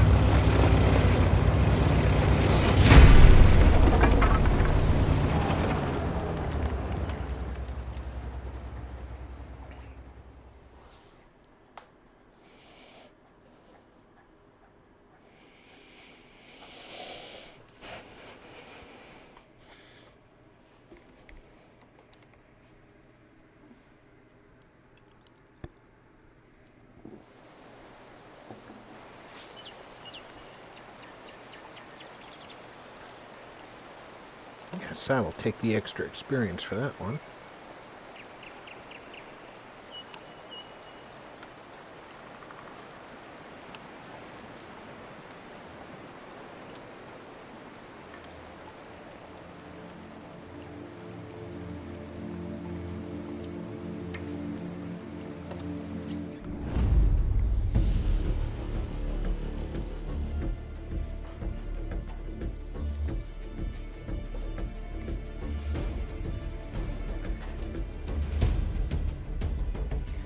You have a good night, Russ. Thanks for coming out tonight.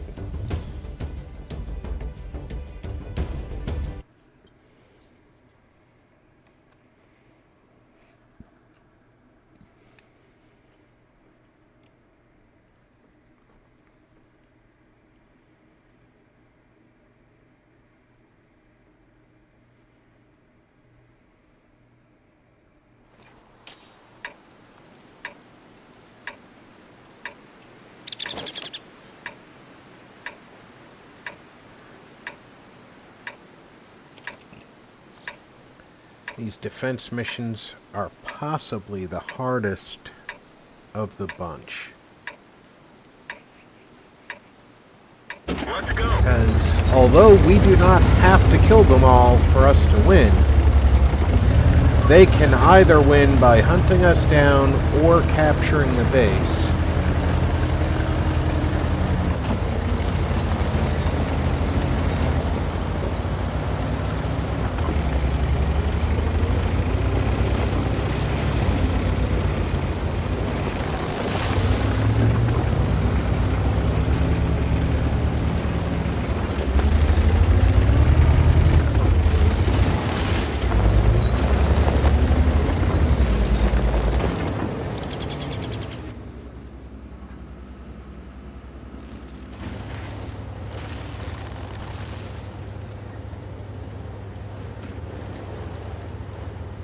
Gee, do we have enough freaking mediums behind me?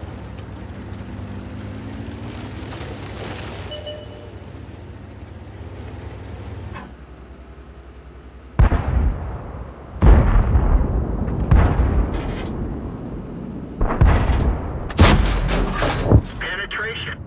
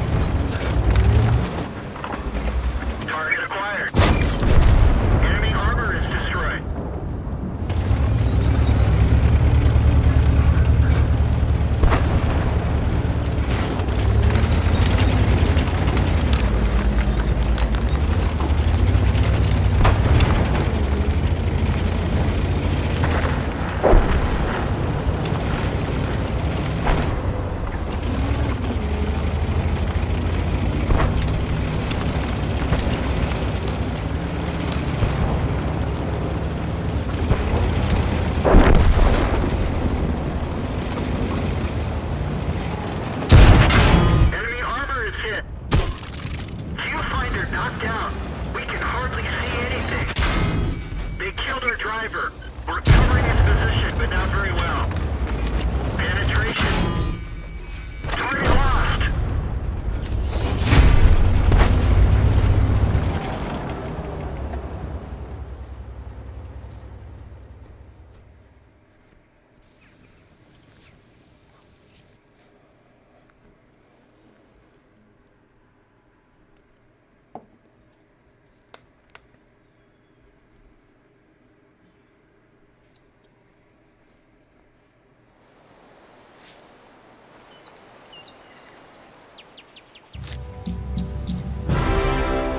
Epic reward.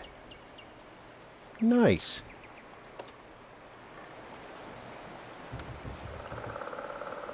I got that epic reward for what?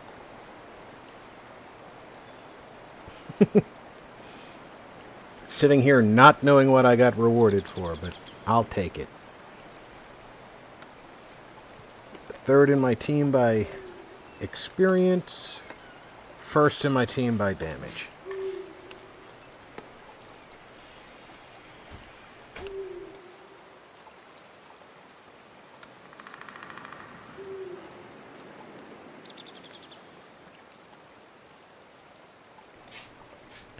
That is not bad. And another 2,400 experience. And I still have one bonus XP to go with this one. I might make my... Now, I'm not going to make 57, but I'm going to get close. And then I can do that again tomorrow morning and pick up my first Italian heavy tank.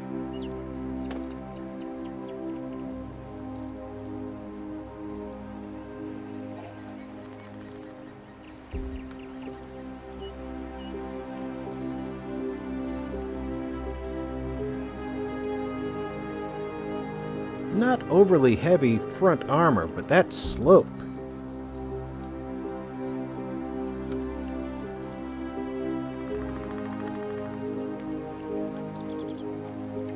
That's fairly quick for a heavy tank.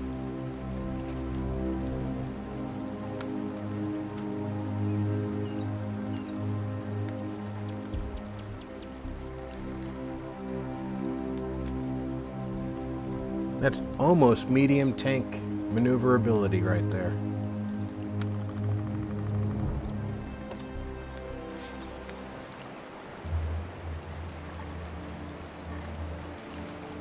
Thanks, Groucho. The trick when you're defending is patience. They can either win by capturing the point or by killing everybody on the enemy team. You cannot capture anything because there's no enemy base to capture. So you have to be patient and use your position, and then when you see the opportunity, move out and start mopping up. Sometimes it works and you look like a hero. Sometimes you jump too early or you don't move until too late. I think I got the balance right on that round, but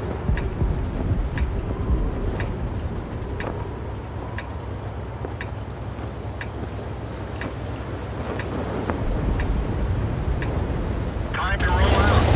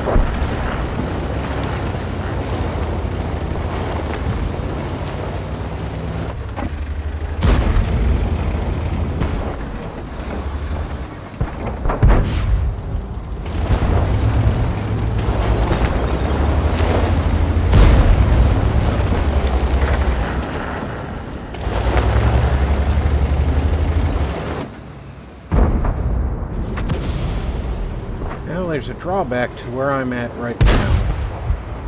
And that is, I can't get in position to see if somebody's trying to come around this side without exposing myself to fire from up there.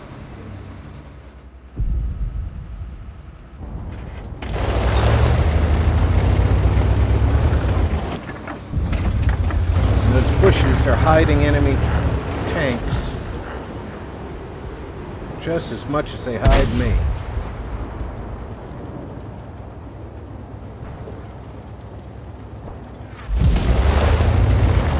And there's only 2 of us up here because everybody else stopped.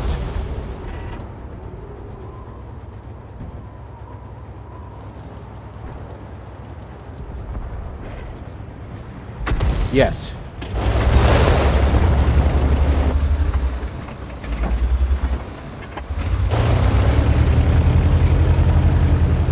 The maps are selected at random. I am allowed to exclude one map automatically from my rotation, so I do have a map that I do not play on. I don't remember the name of it, but it's a difficult map to play on. Or at least it is for me.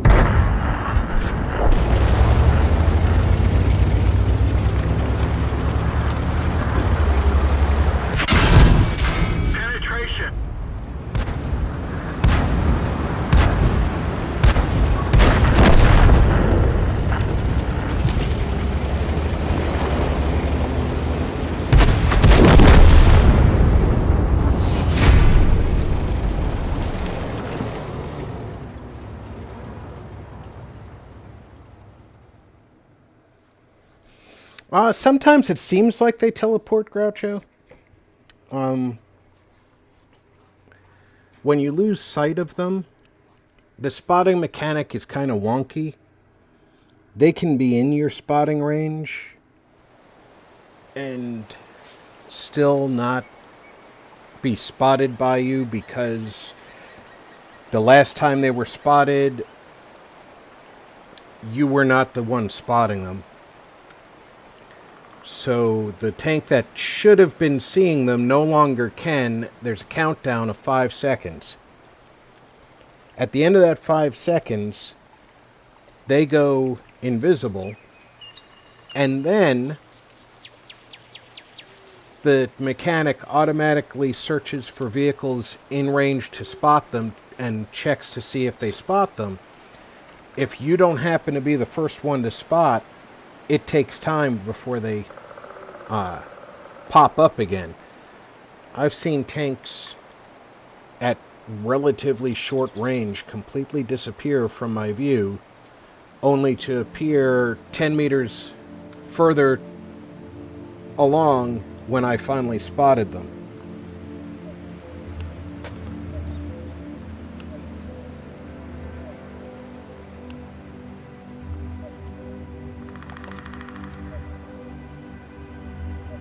Not bad. 5,000 short. I can pick that up in one battle tomorrow.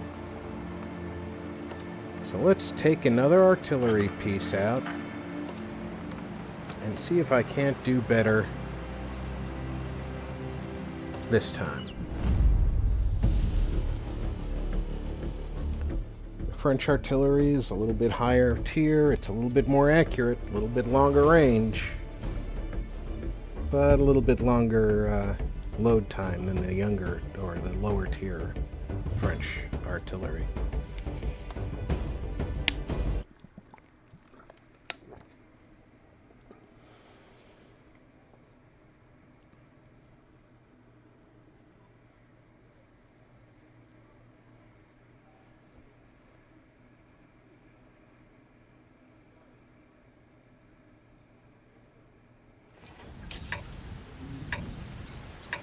And again, I'm the only artillery piece, and again, there's large obstructions. Why is it when there's wide open space, Time to roll out. and I'm in a medium tank, I get to face 2 or 3 artillery pieces? But when I'm the artillery, I'm alone, and there's big obstructions everywhere.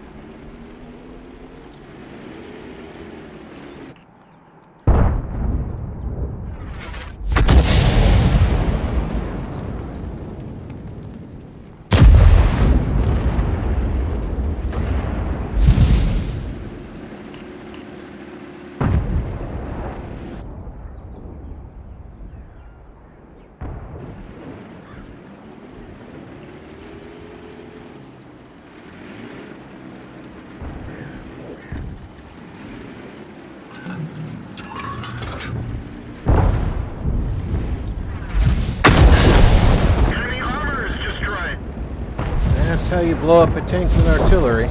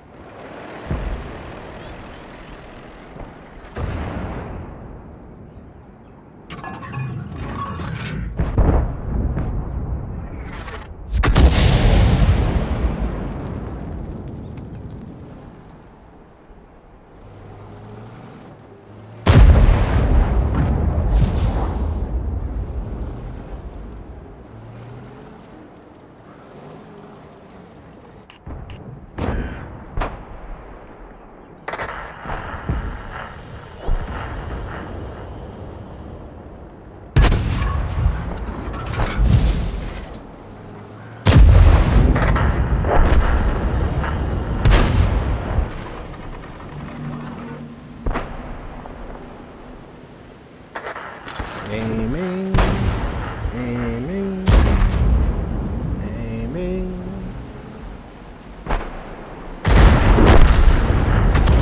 That was close.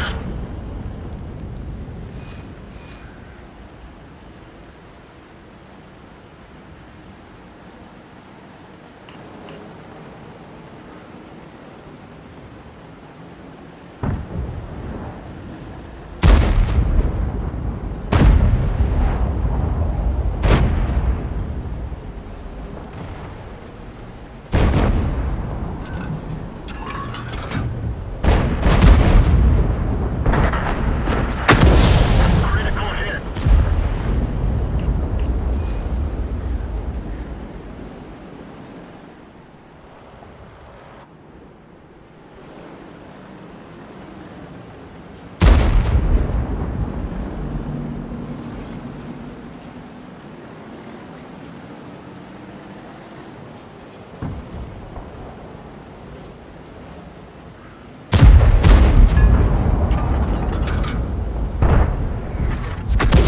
That was close. You gotta be kidding me.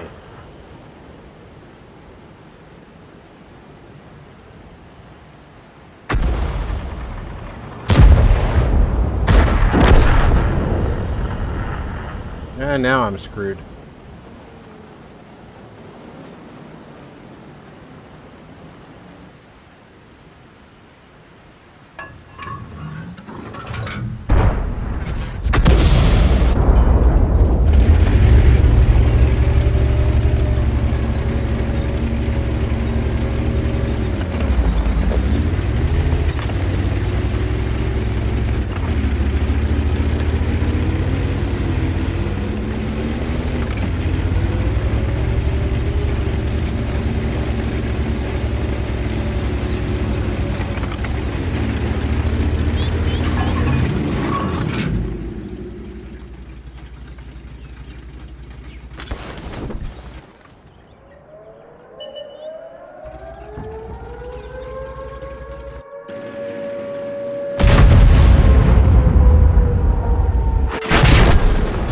We're done for. Everyone get out.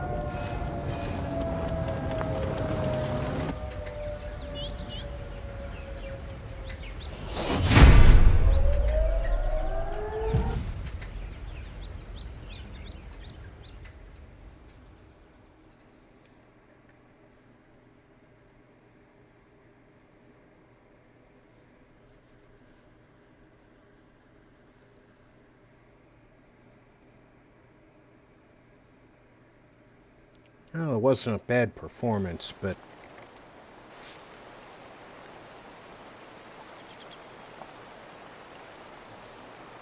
could have been better. One of the things that they measure is the duration of stun caused by your hits. And what that does, it debuffs the enemy crew.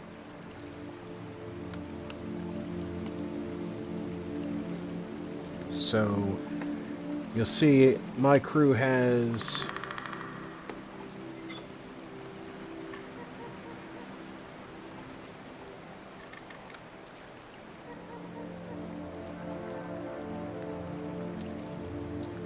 95% in their skills, except for the commander, who's 86%.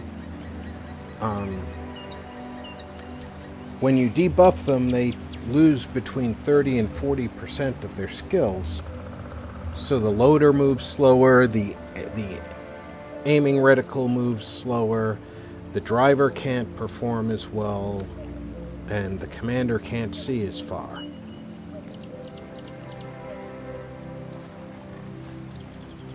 But I am going to call that a good evening's tanking. I want to thank those of you who have stayed with me for the up to 3 hours that you've been here.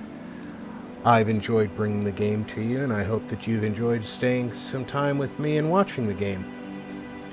I will be playing Fallout 4 tomorrow at noon Texas time. We will be building either at the castle or at Sunshine Tidings. Tune in tomorrow at noon to find out which. I've had requests for both, so I'm going to decide between the two of them.